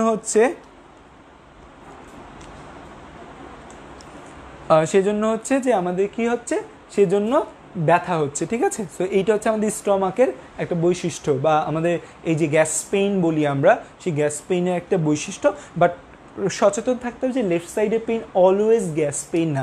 আমাদের দেখা যায় অনেক সময় আমাদের এমআই বা মায়োকার্ডিয়াল ইনফ্র্যাকশন, হৃৎপিণ্ডের পেইনকে আমরা গ্যাস পেইন বলে অবজ্ঞা করি, এবং অবজ্ঞা করার ফলে আমাদের একটা ভয়াবহ কনসিকুয়েন্সেস হয়ে যায়। সো আমরা 4th অধ্যায়ে শিখবো যে আমাদের আসলে হৃৎপিণ্ডের পেইনগুলো কীভাবে বোঝা যায় এবং হৃৎপিণ্ডের পেইনের কী কী ক্যারেক্টারিস্টিক আছে। নর্মালি গ্যাস পেইন খুব ডাল হয়, খুব বেশি প্রকট হয় না। এখন আরেকটা সমস্যা রিসেন্ট টাইমে দেখা যাচ্ছে, তোমরা এই জিনিসগুলো হয়তো লিখছো, আমি এই জিনিসগুলো একটু মুছি। আরেকটা সমস্যা রিসেন্ট টাইমে দেখা যায়, সেটা হচ্ছে আমরা কিছু খাবার খাওয়ার পর আমাদের গলা জ্বলে না অনেকের, যে খাবার খাইছি, খাবার খাওয়ার পর গলা জ্বলতেছে প্রচুর। এই গলা জ্বলার কারণটা কি? গলা জ্বলার কারণটা হচ্ছে আমাদের এই জায়গা থেকে, এই স্টমাক থেকে আমরা শিখবো যে আমাদের স্টমাক থেকে আমাদের একটা জুস বের হয়। সেই জুসটাকে আমরা কি জুস বলি? সেই জুসটাকে আমরা বলি গ্যাস্ট্রিক জুস, সেই গ্যাস্ট্রিক জুসের ভেতরে আমাদের কি থাকে, গ্যাস্ট্রিক জুসের ভেতরে আমাদের থাকে হচ্ছে HCl। গ্যাস্ট্রিক জুসের মধ্যে আমাদের একটা মেইন প্রোডাক্ট কি, গ্যাস্ট্রিক জুসের একটা মেইন প্রোডাক্ট হচ্ছে HCl বা হাইড্রোক্লোরিক অ্যাসিড। তার মানে আমাদের গ্যাস্ট্রিক জুসটা অম্লীয় না ক্ষারীয়, আমাদের এই গ্যাস্ট্রিক জুসটা একটা অম্লীয়। সো আমাদের আগেই বলছি যে দুইটা স্ফিংটারের কথা যদি বলি, পাইলোরিক স্ফিংটার, কার্ডিয়াক স্ফিংটার, কে বেশি দুর্বল, পাইলোরিক স্ফিংটার, কার্ডিয়াক স্ফিংটার বেশি দুর্বল। সো আমরা যখন খাবার খাই বেশি বা বেশি গ্যাস জাতীয় খাবার খেয়ে ফেলি এবং আমাদের পেটে যখন ইরিটেশন হয়, আমাদের স্টমাক যখন এই জিনিসটাকে নিতে পারে না যে তুমি বেশি গ্যাস জাতীয় খাবার খেয়েছো, সেটি স্টমাকের মধ্যে প্রবলেম করতেছে। তো তুমি যখন হচ্ছে যে কারো লাইফে প্রবলেম করে বা তোমার লাইফে যখন কেউ প্রবলেম করে, তখন তুমি যেমন পাগল হয়ে যাও না, উল্টাপাল্টা কথাবার্তা, উল্টাপাল্টা কাজ করো, তোমাকে রাগাইলে যেমন তুমি উল্টাপাল্টা কথাবার্তা বলে দাও, ঠিক তুমি স্টমাককে রাগাইলে স্টমাক উল্টাপাল্টা কথাবার্তা বলা শুরু করে। স্টমাক করে কি, ও মেইনলি নিচের দিকে সংকুচিত হয়, নর্মালি নিচের দিকে সংকুচিত হয়, ওর কাজ হচ্ছে সংকুচিত হয়ে খাবারটাকে নিচের দিকে পাঠায় দাও। ও করে কি, সংকুচিত হয়ে খাবারটাকে নিচের দিকেও পাঠায়, আবার কিছু খাবার উপরের দিকে বা কিছু গ্যাস্ট্রিক জুস এই উপরের দিকে চলে আসে। এই যে কিছু গ্যাস্ট্রিক জুস উপরের দিকে চলে আসে, এই চলে আসার কারণে আমাদের এই জায়গাগুলোয় জ্বালা পোড়া করে, আমরা বলি গলা জ্বলে। গলা জ্বলার একটা কারণ কি, গলা জ্বলার একটা কারণ গ্যাস্ট্রিক জুস উপরে চলে আসতেছে। নর্মালি কার্ডিয়াক স্ফিংটার যদি ভালো কাজ করতো তাহলে উপরে উঠে চলে আসতে পারতো না, তো আবার হচ্ছে খাবার আসতেও ঝামেলা হতো, এই জন্য কার্ডিয়াক স্ফিংটার একটু দুর্বল। সো গ্যাস্ট্রিক জুস উপরে চলে আসে, গ্যাস্ট্রিক জুস উপরে চলে আসলে গলার এই জায়গাটায় আমাদের প্রদাহ তৈরি হয় বা এই জায়গাটা জ্বলাপোড়া করে, তখন আমরা সাথে সাথে পানি খাই। পানি খাইলে কি হয়, আমাদের এই জায়গাটায় প্রদাহটা কমে যায় কিছুটা। বা অনেকে যাদের গ্যাসের প্রবলেম অনেক বেশি, তারা অ্যান্টাসিড খায়, এটা সাদা চুনের মতো দেখতে, অ্যান্টাসিড প্লাস খায়। যদিও অ্যান্টাসিড প্লাস আমরা মুড়ি মুরগির মতো খাই, এত খাওয়া ভালো না। তো এর ফলে একটা ভয়াবহ জিনিস দেখা যায়। ভয়াবহ জিনিসটা হচ্ছে, আমি তোমাদের অলওয়েজ এপিথেলিয়াম নিয়ে কথা বলছি, যে এপিথেলিয়ামটা অনেক ইম্পর্টেন্ট একটা জিনিস। এপিথেলিয়াম বা আবরণ, তোমাদের কালকে পড়াইছি জিহ্বার এপিথেলিয়াম আবরণ কি ছিল, কেরাটিনাইজড স্ট্র্যাটিফাইড স্কোয়ামাস এপিথেলিয়াম। এই জায়গাটা আমি যদি একটু মুছি, হ্যাঁ, এই জায়গাটা আমি তোমাদের অনুমতি নিয়ে একটু মুছলাম। তোমরা যারা ফার্স্ট থেকে নোট করতেছো, তোমরা আশা করি এই জায়গাটা নোট করছো, যে আমাদের জিহ্বার এপিথেলিয়ামটা হচ্ছে কি, জিহ্বার এপিথেলিয়াম হচ্ছে কেরাটিনাইজড। এটার ফুল মিনিংটা আমি লাস্ট দিন বলছিলাম, squamous keratinised stratified squamous epithelium. ঠিক আছে, এতটুকু ডট দিয়ে দিলাম, মানে এপিথেলিয়াম তোমরা যারা নোট করবে এপিথেলিয়াম লিখে নিও।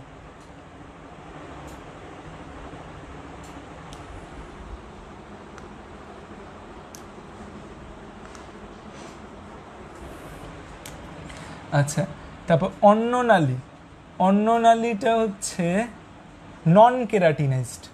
অন্ননালীর মধ্যে কোনো ডেড সেলের লেয়ার থাকে না, কারণ অন্ননালীটাকে এত স্ট্রংলি প্রোটেক্টেড করার কোনো দরকার নেই। নন কেরাটিনাইজ, নন মানে থাকে না, কেরাটিন লেয়ার থাকে না। নন কেরাটিনাইজ স্ট্র্যাটিফাইড স্কোয়ামাস এপিথেলিয়াম। ঠিক আছে, এরপর হচ্ছে আমাদের পাকস্থলী থেকে শুরু করে পাকস্থলী টু ক্ষুদ্রান্ত, পাকস্থলী টু বৃহদান্ত। স্কোয়ামাস এপিথেলিয়াম মানে কি, স্কোয়ামাস এপিথেলিয়াম মানে হচ্ছে আয়সাকার আবরণী কোষ, এবং স্ট্র্যাটিফাইড মানে কি, কয়েক লেয়ারে থাকে আয়সাকার আবরণী কোষটা। ঠিক আছে, পাকস্থলী থেকে বৃহদান্ত পর্যন্ত আমাদের যে আবরণটা থাকে সেটা হচ্ছে লম্বা লম্বা লম্বা লম্বা থাকে, এরকম লম্বা লম্বা, এরকম লম্বা লম্বাগুলোকে আমরা কি বলি, এরকম লম্বা লম্বাগুলোকে আমরা বলি কলামনার। এরকম লম্বা লম্বাগুলোকে আমরা কি বলি, কলামনার। তাহলে হচ্ছে এইটা হচ্ছে আমাদের কলামনার এপিথেলিয়াম, এবং এটা এক লেয়ারেই থাকে, এই জন্য একে আমরা সিম্পলও বলি। তারপরে সিম্পল কলামনার এপিথেলিয়াম আবরণ থাকে। অন্ননালীতে যে আবরণ সেটা হচ্ছে নন কেরাটিনাইজ স্ট্র্যাটিফাইড স্কোয়ামাস এপিথেলিয়াম। তার মানে পাকস্থলীতে যে আবরণটা থাকে, পাকস্থলীর আবরণটা হচ্ছে সিম্পল কলামনার এপিথেলিয়াম। পাকস্থলীর ভেতরে সবচেয়ে ভেতরের যে আবরণ তা হচ্ছে সিম্পল কলামনার এপিথেলিয়াম, বা বাংলায় বললে তোমরা 9-10 পড়ছো যে ঘন আকার আবরণী কোষ। তাহলে এটা হচ্ছে যে সিম্পল মানে সরল ঘনাকার আবরণী কোষ, সিম্পল কলামনার এপিথেলিয়াম হচ্ছে আমাদের এই পাকস্থলী বা বৃহদন্তে থাকে নর্মালি। সো এগুলো এরকম হয় দেখতে, এরকম এরকম কলামের মতো থাকে এরা, এবং কলামগুলোর মাঝখানে মাঝখানে গ্রন্থি থাকে, কিছু কলামগুলোর মাঝখানে মাঝখানে এরকম কিছু গ্রন্থি থাকে। আমরা পড়বো, কালকে গ্রন্থি পড়বো, আজকে আমরা অঙ্গাণু পড়ছি, কালকে আমরা গ্রন্থি পড়বো। সো একে আমরা সিম্পল কলামনার এপিথেলিয়াম বলতে পারি। এখন হচ্ছে যে কি ঝামেলাটা তোমার হচ্ছে, তোমার বডিতে একটা ঝামেলা দেখা যাচ্ছে, সেটা হচ্ছে তুমি গ্যাস জাতীয় খাবার বেশি খাচ্ছ। তুমি গ্যাস জাতীয় বেশি খাবার খাওয়ার কারণে তোমার বুক জ্বালা পড়া করে অলওয়েজ। তার মানে তোমার গ্যাসগুলা বা এই গ্যাস্ট্রিক জুসগুলা নিয়মিত তোমার অন্ননালীতে উঠে যায়, নিয়মিত তোমার কই উঠে যায়, অন্ননালীতে উঠে যায়।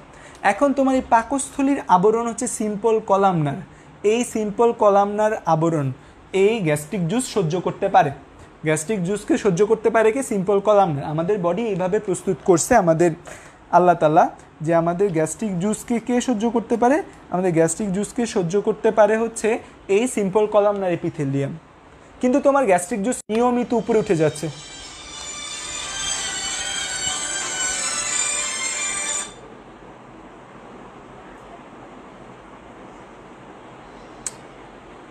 আমাদের গ্যাস্ট্রিক জুস নিয়মিত উপরে উঠে যাচ্ছে। এখন যখন নিয়মিত উপরে উঠে যাবে তখন আমাদের দেহের চেষ্টা কি থাকবে, আমাদের দেহ সবসময় চেষ্টা করে মিলাইতে বা বেঁচে থাকতে, সারভাইভ করার চেষ্টা করে।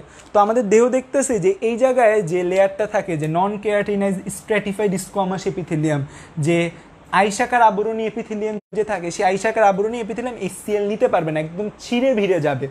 তো দ্যাটস ওয়াই আমাদের বডি করে কি চেঞ্জ করে নিজেকে বাঁচানোর চেষ্টা করে। তো আমাদের এই অন্ননালীটায় কি হয়, অন্ননালীটা আমাদের এই অন্ননালীটা এই পাকস্থলীর মতো আবরণ নেওয়ার চেষ্টা করে। ও নর্মাল হচ্ছে স্ট্র্যাটিফাইড স্কোয়ামাস এপিথেলিয়াম, ও কার মতো হওয়ার চেষ্টা করবে, সিম্পল কলামনার হওয়ার চেষ্টা করবে। তার মানে ওর এপিথেলিয়াম আবরণগুলোর চেষ্টা করবে কেন, বেঁচে থাকার জন্য। কারণ HCl উপরে চলে আসতেছে, ও দেখতেছে না প্রথম 1-2 দিনও পাত্তা দেয় না, দেখে যে প্রতিদিন সেম ঘটনা ঘটতেছে। যখন দেখে প্রতিদিন সেম ঘটনা ঘটতেছে তখন এই এপিথেলিয়ামটা চেঞ্জ করার চেষ্টা করে। এই যে এপিথেলিয়াম চেঞ্জ করার চেষ্টা, একটা থেকে আরেকটায় যাওয়ার চেষ্টা করতেছে, এই চেষ্টাকে আমরা বলি মেটাস্টেসিস বলি, মেডিকেল ভাষায় আমরা একে বলি মেটাস্টেসিস না, এই হচ্ছে যে চেঞ্জ করার চেষ্টা করে। এবং এই যে চেঞ্জ হয় না, চেঞ্জ হওয়ার ফলে এই জায়গায় একটা ক্যান্সার খুব কমন, এই আমাদের oesophagus cancer, oesophageal cancer, oesophageal cancer. তো ইসোফেজিয়াল ক্যান্সার খুব কমন আমাদের, কেন, যে যাদের এই গ্যাস্ট্রিক জুস উপরে উঠে যায়, গ্যাস্ট্রিক জুস উপরে উঠে যায় তাদের ক্ষেত্রে এই ইসোফেজিয়াল ক্যান্সার হওয়ার একটা সম্ভাবনা থাকে। কেন ইসোফেজিয়াল ক্যান্সার হওয়ার সম্ভাবনা থাকে, কারণ এই জায়গায় যে এপিথেলিয়াম আবরণটা আছে, এই এপিথেলিয়াম আবরণটা চেঞ্জ হয়। যখন এপিথেলিয়াম আবরণটা চেঞ্জ হয় তখন যে ঝামেলাটা দেখা যায়, তখন যে প্রবলেমটা ক্রিয়েট হয় সেটা হচ্ছে এপিথেলিয়াম আবরণ চেঞ্জ হওয়ার কারণে সেই জায়গায় যখন এক সেল থেকে আরেক সেলে রূপান্তর হয় তখন ডিএনএগুলার যে বিভাজন, সেই বিভাজনগুলো ঠিকমতো হয় না। ডিএনএ ঠিকমতো বিভাজন না হওয়ার কারণে জিনের মধ্যে স্থায়ী পরিবর্তন বা মিউটেশন ঘটে যায় এবং তখন একটা ক্যান্সার হওয়ার পসিবিলিটিস থাকে। একে বলা হয় ইসোফেজিয়াল ক্যান্সার এবং খুব কমন বাংলাদেশে। এবং এই যে গ্যাস্ট্রিক জুস উপরে উঠে যাওয়া, এটা একটা রোগ আছে, এই রোগটা হচ্ছে এই যে ধরো গ্যাস্ট্রিক জুস উপরে ওঠা, এই যে গ্যাস্ট্রিক জুস উপরে ওঠা, এইটা একটা রোগ, এটার নাম হচ্ছে গ্যাস্ট্রো।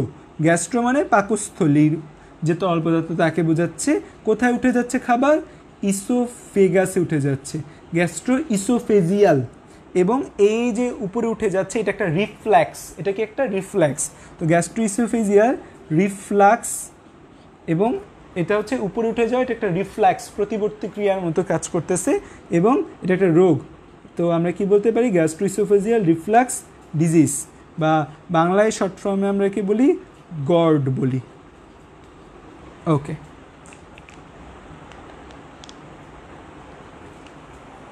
ঠিক আছে।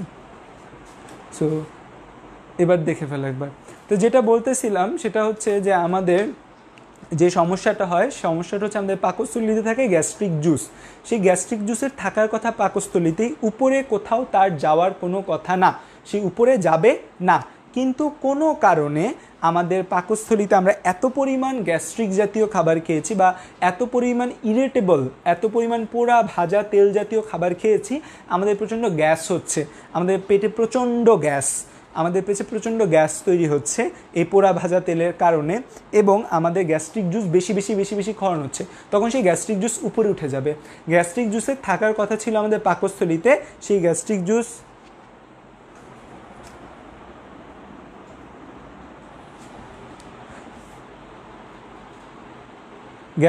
থাকার কথা ছিল আমাদের পাকস্থলিতে, সেই গ্যাস্ট্রিক জুস আমাদের চলে গেল কোথায়? গ্যাস্ট্রিক জুস চলে গেল আমাদের অন্ননালীতে। গ্যাস্ট্রিক জুস থাকার কথা ছিল কোথায়? পাকস্থলিতে। সেই গ্যাস্ট্রিক জুস কোথায় চলে গেছে? গ্যাস্ট্রিক জুস চলে গেছে অন্ননালীতে।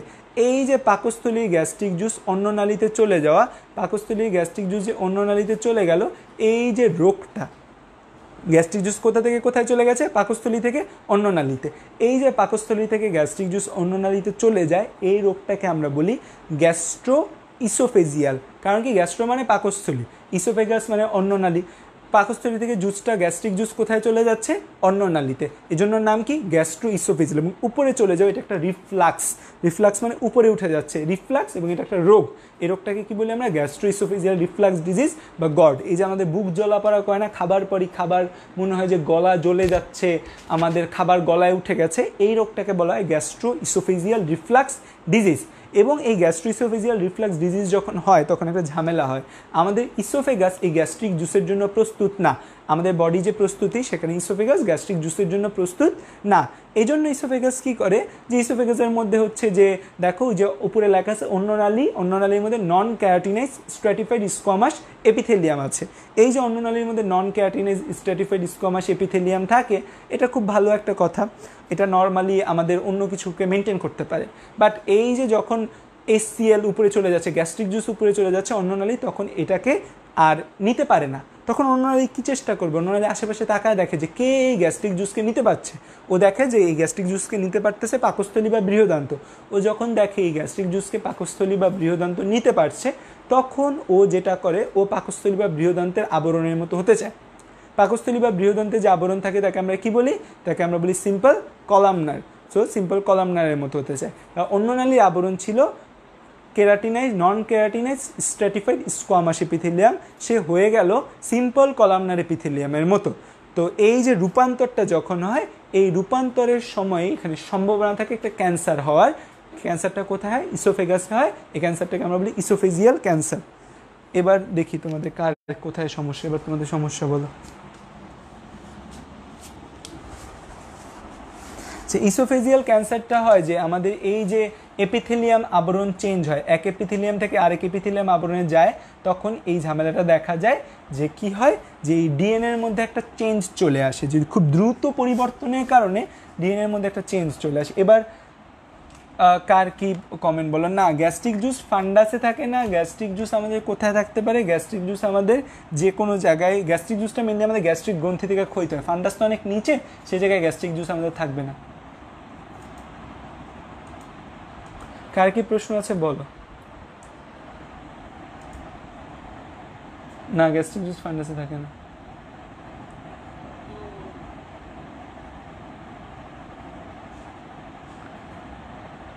এখানে কিছু কিছু মানুষ কথা বলে যাচ্ছে, সৌভিক অতুনও কথা বলে যাচ্ছে, দীপ সরকার কথা বলে যাচ্ছে। আর একটু বড় করে লিখবো? আচ্ছা, আর একটু বড় করে লিখবো।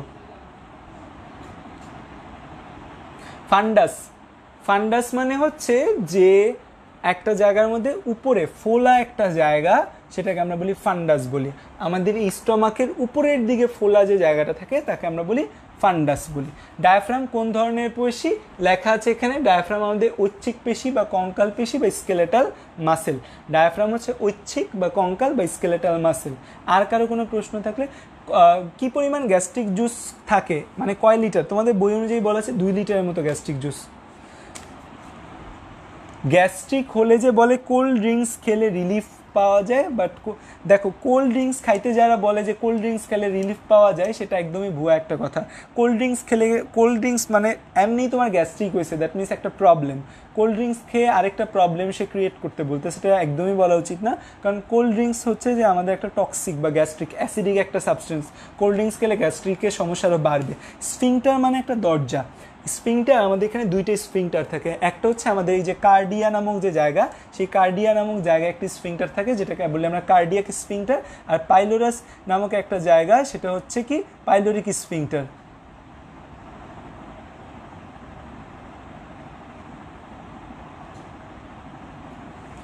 তো এই যে পাইলোরিক স্ফিংটার আর হচ্ছে যে কার্ডিয়াক স্ফিংটার, এরা কি করে? কার্ডিয়াক স্ফিংটারের কাজ হচ্ছে যে খাবারটাকে অন্ননালী থেকে পাকস্থলীতে নিয়ে আসা। আর আমাদের যে আরেকটা স্ফিংটার আছে, সেই আরেকটা স্ফিংটারের পাইলোরিক স্ফিংটারের কাজ কি? পাইলোরিক স্ফিংটারের কাজ হচ্ছে অন্ননালী থেকে খাবারটাকে ডিউডেনামে নিয়ে যাওয়া।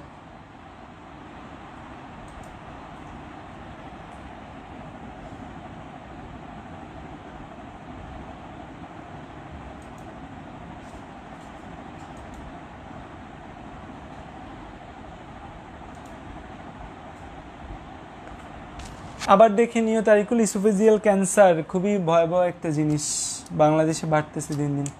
আচ্ছা, তাহলে আমরা নেক্সট পার্টে যাই, ঠিক আছে? ইসোফেজিয়াল ক্যান্সার দুইবার বলা হয়েছে, বুঝি। টেন্ডনটা আঁকতো। টেন্ডন কি আঁকবো? টেন্ডন জিনিসটা হচ্ছে একটা মাংসপেশির উপর যখন অনেক কোলাজেন টিস্যু বা হচ্ছে এমন কোনো টিস্যু ডিপোজিশন হয় যার ফলে জিনিসটা ছোট এবং বড় হতে পারে, তখন হচ্ছে সেই জিনিসটাকে আমরা বলি টেন্ডন, মানে স্থিতিস্থাপক হয়।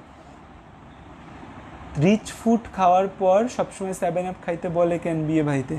রিচ ফুড খাওয়ার পর 7 আপ খাইতে বলে, এটা আমাদের একটা মিসকনসেপশন, যে অনেকে বলে যে 7 আপ খাইলে হজমে সুবিধা হয়, বাট আসলে হজম রিলেটেড সেটার কোনো গুরুত্বপূর্ণ দিক নেই। 7 আপ থেকে কোল্ড ড্রিঙ্কসগুলো টোটালি একটা মিস মার্কেটিং, মানে কোনো ধরনের কোনো ফুড বেনিফিট এগুলোর মধ্যে নেই, কোনো সিঙ্গেল ফুড বেনিফিট এদের মধ্যে থাকে না, not a single food benefit.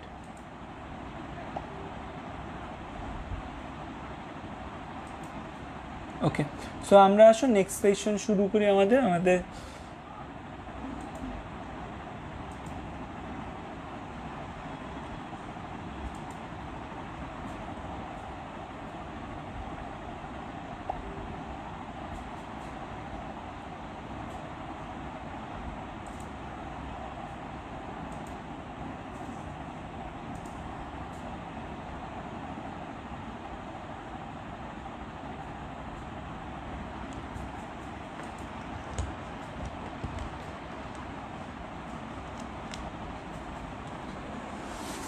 ওকে, আসো আমরা মুছে আমরা বাকি জিনিসগুলো পড়া স্টার্ট করি। ওকে, তো এটা গেল আমাদের একটা ওভারভিউ, আমরা কিছু কথাবার্তা জানলাম। আবার তোমাদের প্রশ্ন করার টাইম দেওয়া হবে, শিখো তখন প্রশ্ন করো, এখন প্রশ্নগুলো উত্তর পাবে না, শুধু এখন প্রশ্ন করার দরকার নেই, ঠিক আছে?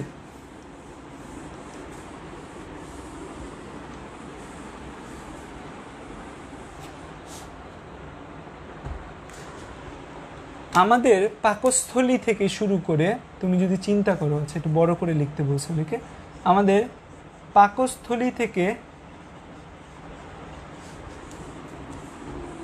অন্ত্র পর্যন্ত, আমাদের পাকস্থলী থেকে যদি চিন্তা করো, পাকস্থলী থেকে অন্ত্র মানে ক্ষুদ্রান্ত বৃহদান্ত,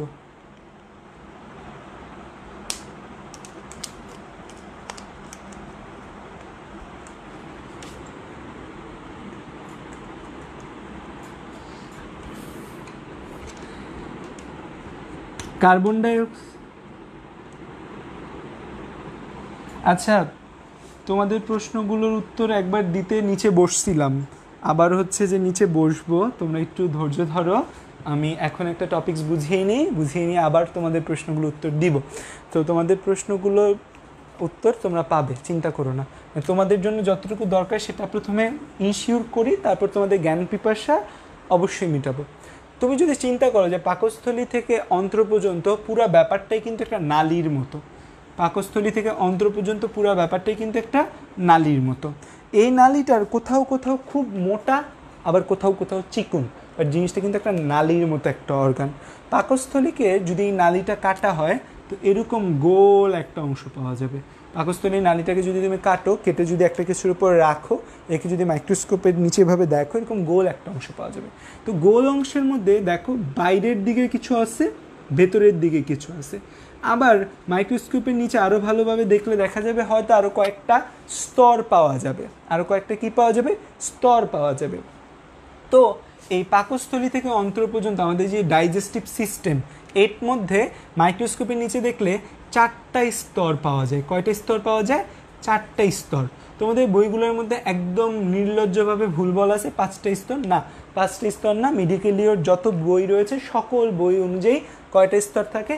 4টা স্তর থাকে। পরীক্ষা যদি আসে 4টা স্তরই দিবা মেডিকেল অ্যাডমিশন টেস্টে, কারণ তোমার প্রশ্ন করবে একজন ডক্টর, সে কখনোই 5টা স্তর দিবে না। তো আমাদের পাকস্থলী বলো, ক্ষুদ্রান্ত বলো, বৃহদান্ত বলো, সব জায়গায় কয়টা স্তর থাকে? 4টা স্তর থাকে। এখন 4টা স্তর তুমি বাইরে থেকে ভেতরেও বলতে পারো বা ভেতর থেকে বাইরেও বলতে পারো। আমি বাইরে থেকে ভেতরে বলাটা প্রেফার করি। যে তুমি যদি দেখো মাইক্রোস্কোপের নিচে একদম বাইরে থেকে ভেতরের দিকে যদি তুমি দেখতে থাকো, তাহলে কি কি স্তর থাকে।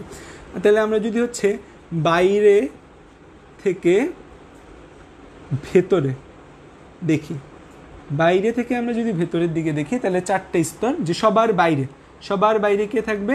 সবার বাইরে থাকবে হচ্ছে সেরোসা। সবার বাইরে কি থাকবে? সবার বাইরে যে লেয়ারটা থাকবে সেই লেয়ারটাকে আমরা কি বলি? সেরোসা। তারপরে যে লেয়ারটা থাকে, তারপরে আরও 3টা লেয়ার থাকে। তারপরে যে লেয়ারটা থাকে সেটা একটা মাংসপেশির লেয়ার। সেটা কিসের লেয়ার? মাংসপেশির লেয়ার। তো এই জন্য আমরা একে বলি মাসকুলারিস। মাসকুলারিস মানে কি? মাসকুলার মানে মাংসপেশি, মাসকুলারিস। এবং এই মাংসপেশির লেয়ারটা বাইরের দিকে থাকে, বাইরের দিকে থাকে। এই জন্য আমরা একে বলি মাসকুলারিস এক্সটার্না।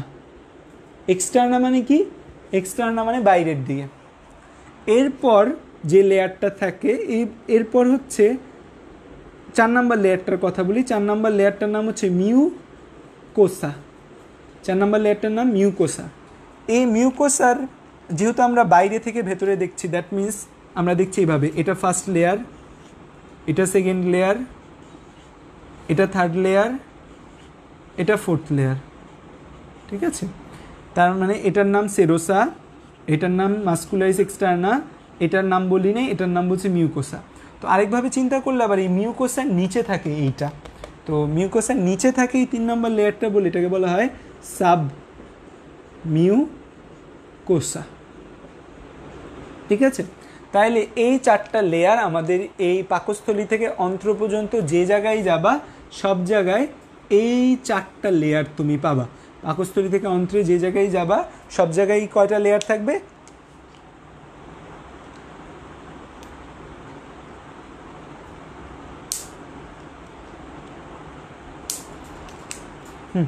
তো এই বাইরে থেকে ভেতরে আসলে আমরা এই 4টা লেয়ার দেখতে পাবো।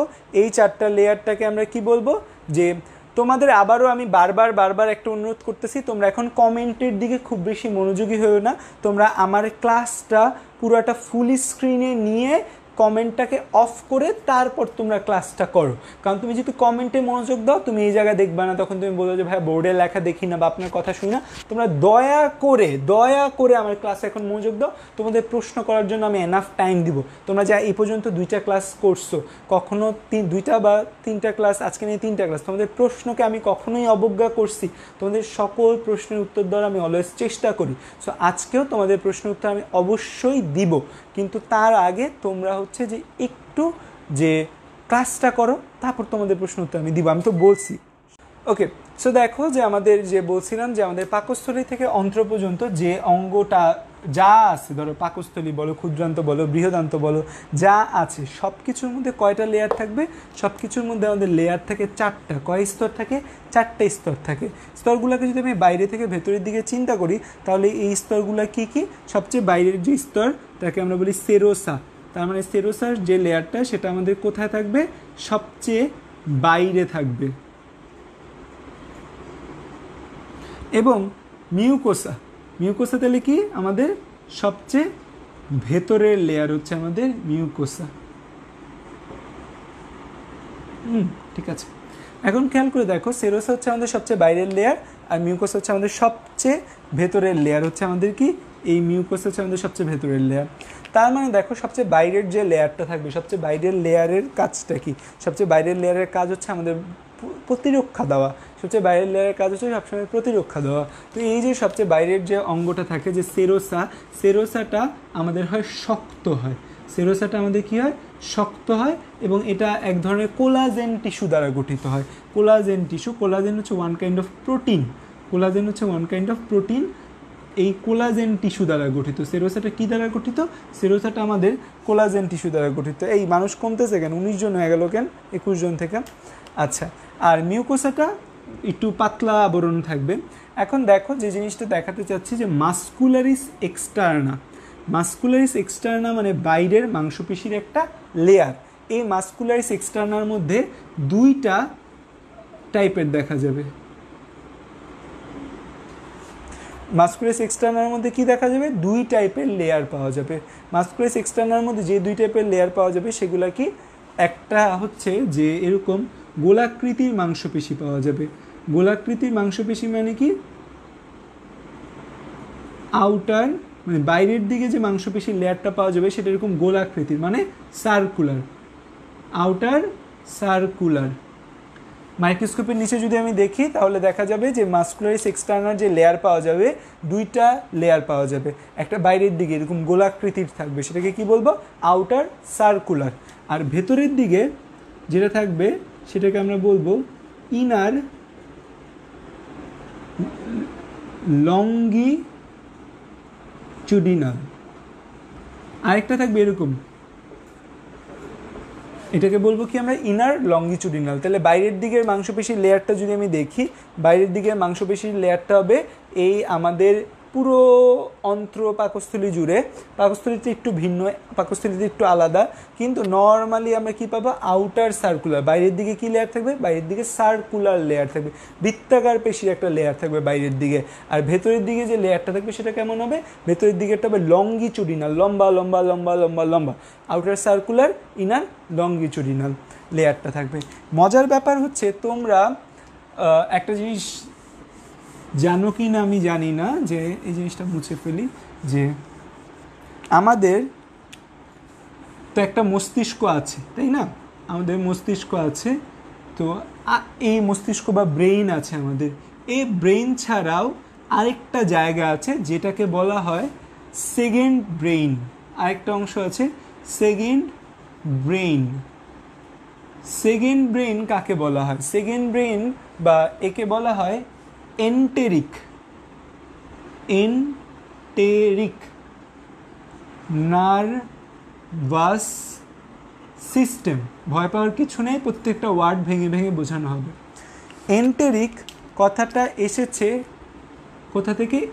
এন্টেরো।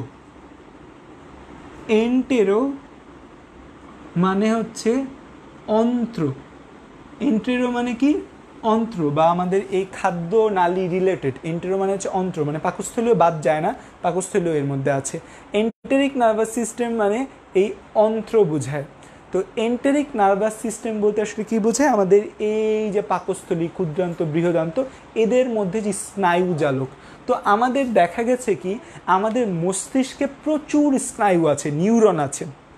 মস্তিষ্কের বাইরে শুধুমাত্র আমাদের এই পাকস্থলী, ক্ষুদ্রান্ত, বৃহদান্ত এই জায়গাগুলায় প্রচুর স্নায়ুজালক পাওয়া যায়। মানে মস্তিষ্কের বাইরে এত স্নায়ুজালক আমার বডির কোথাও পাওয়া যায় না। মস্তিষ্কের বাইরে শুধুমাত্র এক জায়গায় এত স্নায়ুজালক পাওয়া যায়, সেই জায়গাটাকে আমরা কি বলি? সেই জায়গাটাকে বলি আমরা এন্টেরিক নার্ভাস সিস্টেম। কেন? কারণ এটা আমাদের অন্ত্রে রয়েছে। অন্ত্র মানে এন্টারো, এই অন্ত্রের এন্টারো থেকে এসেছে এন্টেরিক নার্ভাস সিস্টেম। তাহলে আমরা এই জায়গাটাকে কি বলি? এই জায়গাটাকে আমরা বলি এন্টেরিক নার্ভাস সিস্টেম। এই এন্টেরিক নার্ভাস সিস্টেমে এত স্নায়ুজালক একসাথে থাকার কারণে একে আমরা বলি সেকেন্ড ব্রেইন বা দ্বিতীয় মস্তিষ্ক। ঠিক, তাহলে এই জায়গাটাকে আমরা কি বলি? এই জায়গাটাকে আমরা বলি দ্বিতীয় ব্রেন বা সেকেন্ড ব্রেইন বা দ্বিতীয় মস্তিষ্ক। এটা হচ্ছে আমাদের এক ধরনের স্বয়ংক্রিয়। তো এই হচ্ছে আমাদের ইম্পর্টেন্ট কথা এই জায়গাটায়, ঠিক আছে?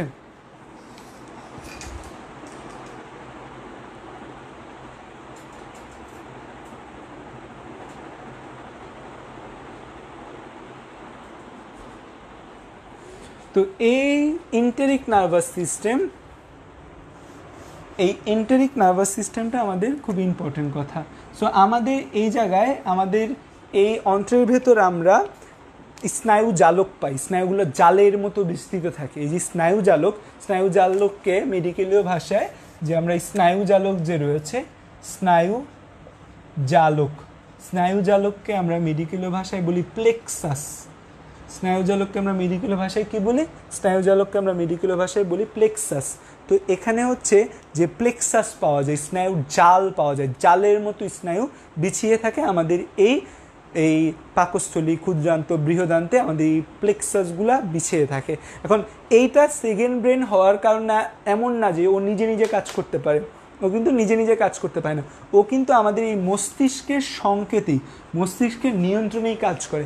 কিন্তু ওকে সেকেন্ড ব্রেন কেন বলা হয়? এন্টেরিক নার্ভাস সিস্টেমকে সেকেন্ড ব্রেন বলা হয় কারণ মস্তিষ্কের বাইরে এত স্নায়ুজালক আর কোথাও পাওয়া যায় না, মস্তিষ্কের বাইরে এত স্নায়ুজালক আর কোথাও পাওয়া যায় না। আমাদের বইগুলোর মধ্যে স্নায়ুজালকগুলোকে বহির্বাহী, অন্তর্বাহী নানা ভাগে ভাগ করছে, ইন্টারনাল, এক্সটার্নাল প্লেক্সাস, সেভাবে লাগে না। আমাদের যেটা জানতে হবে যে এই এন্টেরিক নার্ভাস সিস্টেম বা অন্ত্রের মধ্যে যে নার্ভাস সিস্টেমগুলো আছে সেখানে দুইটা প্লেক্সাস থাকে। কয়টা প্লেক্সাস থাকে? দুইটা প্লেক্সাস, খুব ইম্পর্টেন্ট যে আমাদের এই লেয়ারগুলোর ভেতর দুইটা প্লেক্সাস বজায় থাকে। এই যে তুমি দেখছো না, muscularis externa, outer circular, inner longitudinal, এই দুইটা লেয়ারের মাঝখানে একটা প্লেক্সাস থাকে। এই প্লেক্সাসটার নাম কি হবে? দেখো এই প্লেক্সাসটা কোথায় আছে? মাংসপেশিতে আছে। মাংসপেশির ইংরেজি বা যেখান থেকে মাসেল কথাটা এসেছে, মাসেল কথাটা এসেছে মায়ো থেকে। মাসেল কথাটা কোথা থেকে এসেছে? মায়ো, MAYO, মায়ো থেকে মাসেল কথাটা এসেছে। সেই জন্য এই যে প্লেক্সাসটা, এই প্লেক্সাসটার নাম হবে কি? এই প্লেক্সাসটার নাম হবে মায়ো থেকে মায়ান্টেরিক। এই প্লেক্সাসটার নাম কি হবে? মায়ো থেকে মায়ান্টেরিক প্লেক্সাস। তো এই যে প্লেক্সাস, এই প্লেক্সাসটার নাম কি? এখানে একটা প্লেক্সাস স্নায়ুজালক থাকে, এই প্লেক্সাসটার নাম কি? এই প্লেক্সাসটার নাম মায়ান্টেরিক। এই প্লেক্সাসটার নাম মায়ান্টেরিক প্লেক্সাস। মানে এই প্লেক্সাস, মায়ান্টেরিক প্লেক্সাসে একটা স্নায়ুজালক রয়েছে। কোথায়? এই যে মাংসপেশির যে দুইটা লেয়ার থাকবে, সেই লেয়ারগুলোর মাঝখানে একটা প্লেক্সাস থাকবে। একে বলা হয় মায়ান্টেরিক প্লেক্সাস। এটাকে আমরা কি বলি? Myenteric plexus. এখন খেয়াল করো, এই যে মাংসপেশিগুলো, এই মাংসপেশিগুলোর কাজ কি?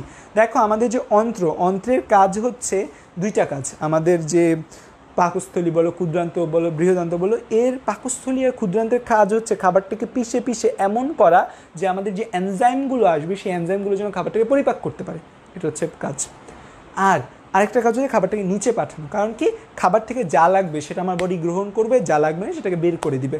খাবার বের করা আমাদের দেহ থেকে কিন্তু খুবই গুরুত্বপূর্ণ একটা কাজ।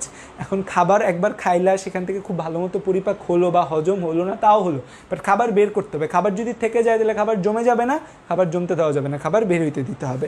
সো খাবারটাকে নিচে পাঠানো যাবে, দ্যাট মিনস সংকোচন প্রসারণ। এই যে আমাদের পাকস্থলী, ক্ষুদ্রান্ত, বৃহদান্ত, এখানে মাংসপেশির যে সংকোচন প্রসারণ, এটাকে আমরা কি বলি? এটাকে আমরা একদম প্রথম ক্লাসেই তোমাদের বলছি, এটাকে আমরা পেরিস্টালসিস বলি। এটাকে আমরা কি বলি? এটাকে আমরা বলি পেরিস্টালসিস। এটাকে আমরা কি বলি? এটাকে আমরা বলি পেরিস্টালসিস। সো আমাদের এই পেরিস্টালসিসটা ঘটায়। তাহলে এই যে মাংসপেশির সংকোচন প্রসারণ বা মায়ান্টেরিক প্লেক্সাস, তোমাকে যদি MCQতে দেওয়া হয় যে মায়ান্টেরিক প্লেক্সাসের কাজ কি, মায়ান্টেরিক প্লেক্সাসের কাজ কি? আউটার সার্কুলার এবং ইনার লঙ্গিচুডিনাল মাসেলকে স্নায়ু সরবরাহ করা, এগুলাকে সংকেত প্রদান করা। তো এই সংকেত দিয়ে আসলে ও কী করতেছে? মাংসপেশিকে সংকোচন প্রসারণে সাহায্য করতেছে। That means myenteric plexus ultimately আমার কী কাজ করতেছে? মায়ান্টেরিক প্লেক্সাস আলটিমেটলি আমার পেরিস্টালসিসটা নিয়ন্ত্রণ করতেছে। মায়ান্টেরিক প্লেক্সাস আমার কী নিয়ন্ত্রণ করে? পেরিস্টালসিস নিয়ন্ত্রণ করে। মায়ান্টেরিক প্লেক্সাস কী নিয়ন্ত্রণ করে? পেরিস্টালসিস বা মাংসপেশির সংকোচন প্রসারণ নিয়ন্ত্রণ করে। আর এই যে সাবমিউকোসা, এই সাবমিউকোসা অঞ্চলে কি থাকে? এই সাবমিউকোসা অঞ্চলে আমাদের থাকে একটা ইম্পর্টেন্ট জিনিস। এই সাবমিউকোসা অঞ্চলে থাকে হচ্ছে আমাদের যত গ্রন্থি আছে, আমাদের যত গ্রন্থিগুলা বা গ্ল্যান্ডগুলো আছে, সকল গ্রন্থি থাকে। তারপর এখানে আমাদের রক্তনালী থাকে। আমাদের পাকস্থলীতে যে ব্লাড ভেসেলগুলো রক্তনালী সরবরাহ করে, এই রক্তনালীগুলো আমাদের এই সাবমিউকোসাল লেয়ারে থাকে। তার মানে সাবমিউকোসাল লেয়ারে আমাদের গ্রন্থি থাকে, সাবমিউকোসাল লেয়ারে রক্তনালী থাকে। আমির হামজার অনেক ক্ষুধা লাগছে। আমির হামজা, তুমি তো বসে বসে ক্লাস করতেছো মোবাইলে, যাও ভাত নিয়ে আসো, কানে হেডফোন লাগিয়ে ক্লাস করো আর ভাত খাও। তো হচ্ছে আমাদের এই সাবমিউকোসা অঞ্চলে কী থাকে, গ্রন্থি থাকে এবং রক্তনালী থাকে। এই সাবমিউকোসা অঞ্চলেও একটা প্লেক্সাস থাকে, এই সাবমিউকোসা অঞ্চলেও একটা কি থাকে, একটা প্লেক্সাস থাকে। এই প্লেক্সাসকে আমরা বলি সাবমিউকোসাল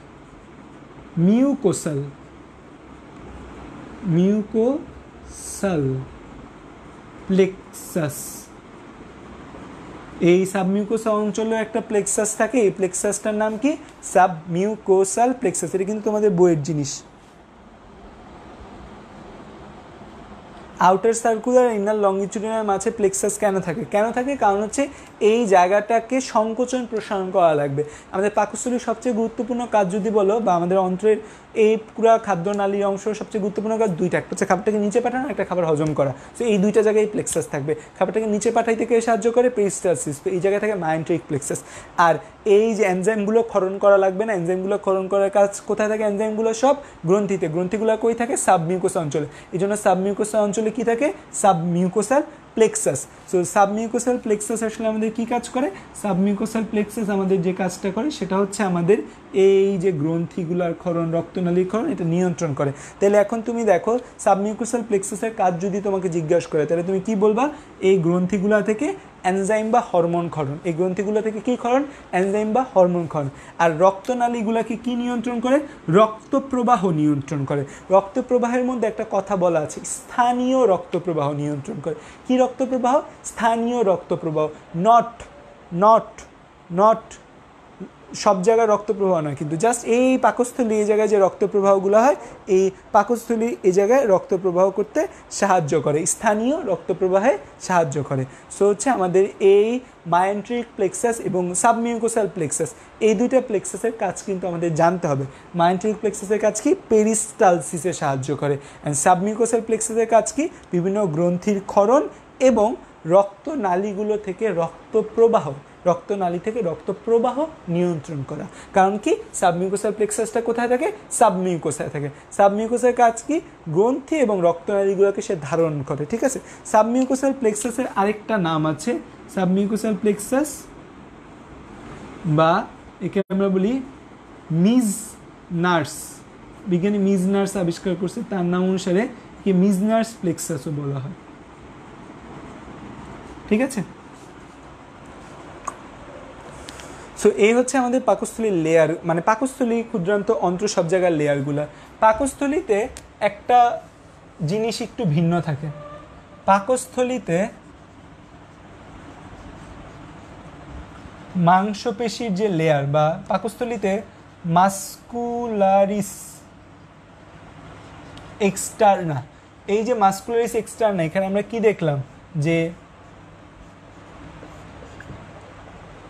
দুইটা লেয়ার না, মাস্কুলারিস এক্সটার্নাল, আউটার সার্কুলার এবং ইনার লংগিটিউডিনাল। তোমরা দেখবা কি তোমাদের বইয়ের মধ্যে বলা আছে পাকস্থলীতে মসৃণ পেশির 3টা স্তর থাকে।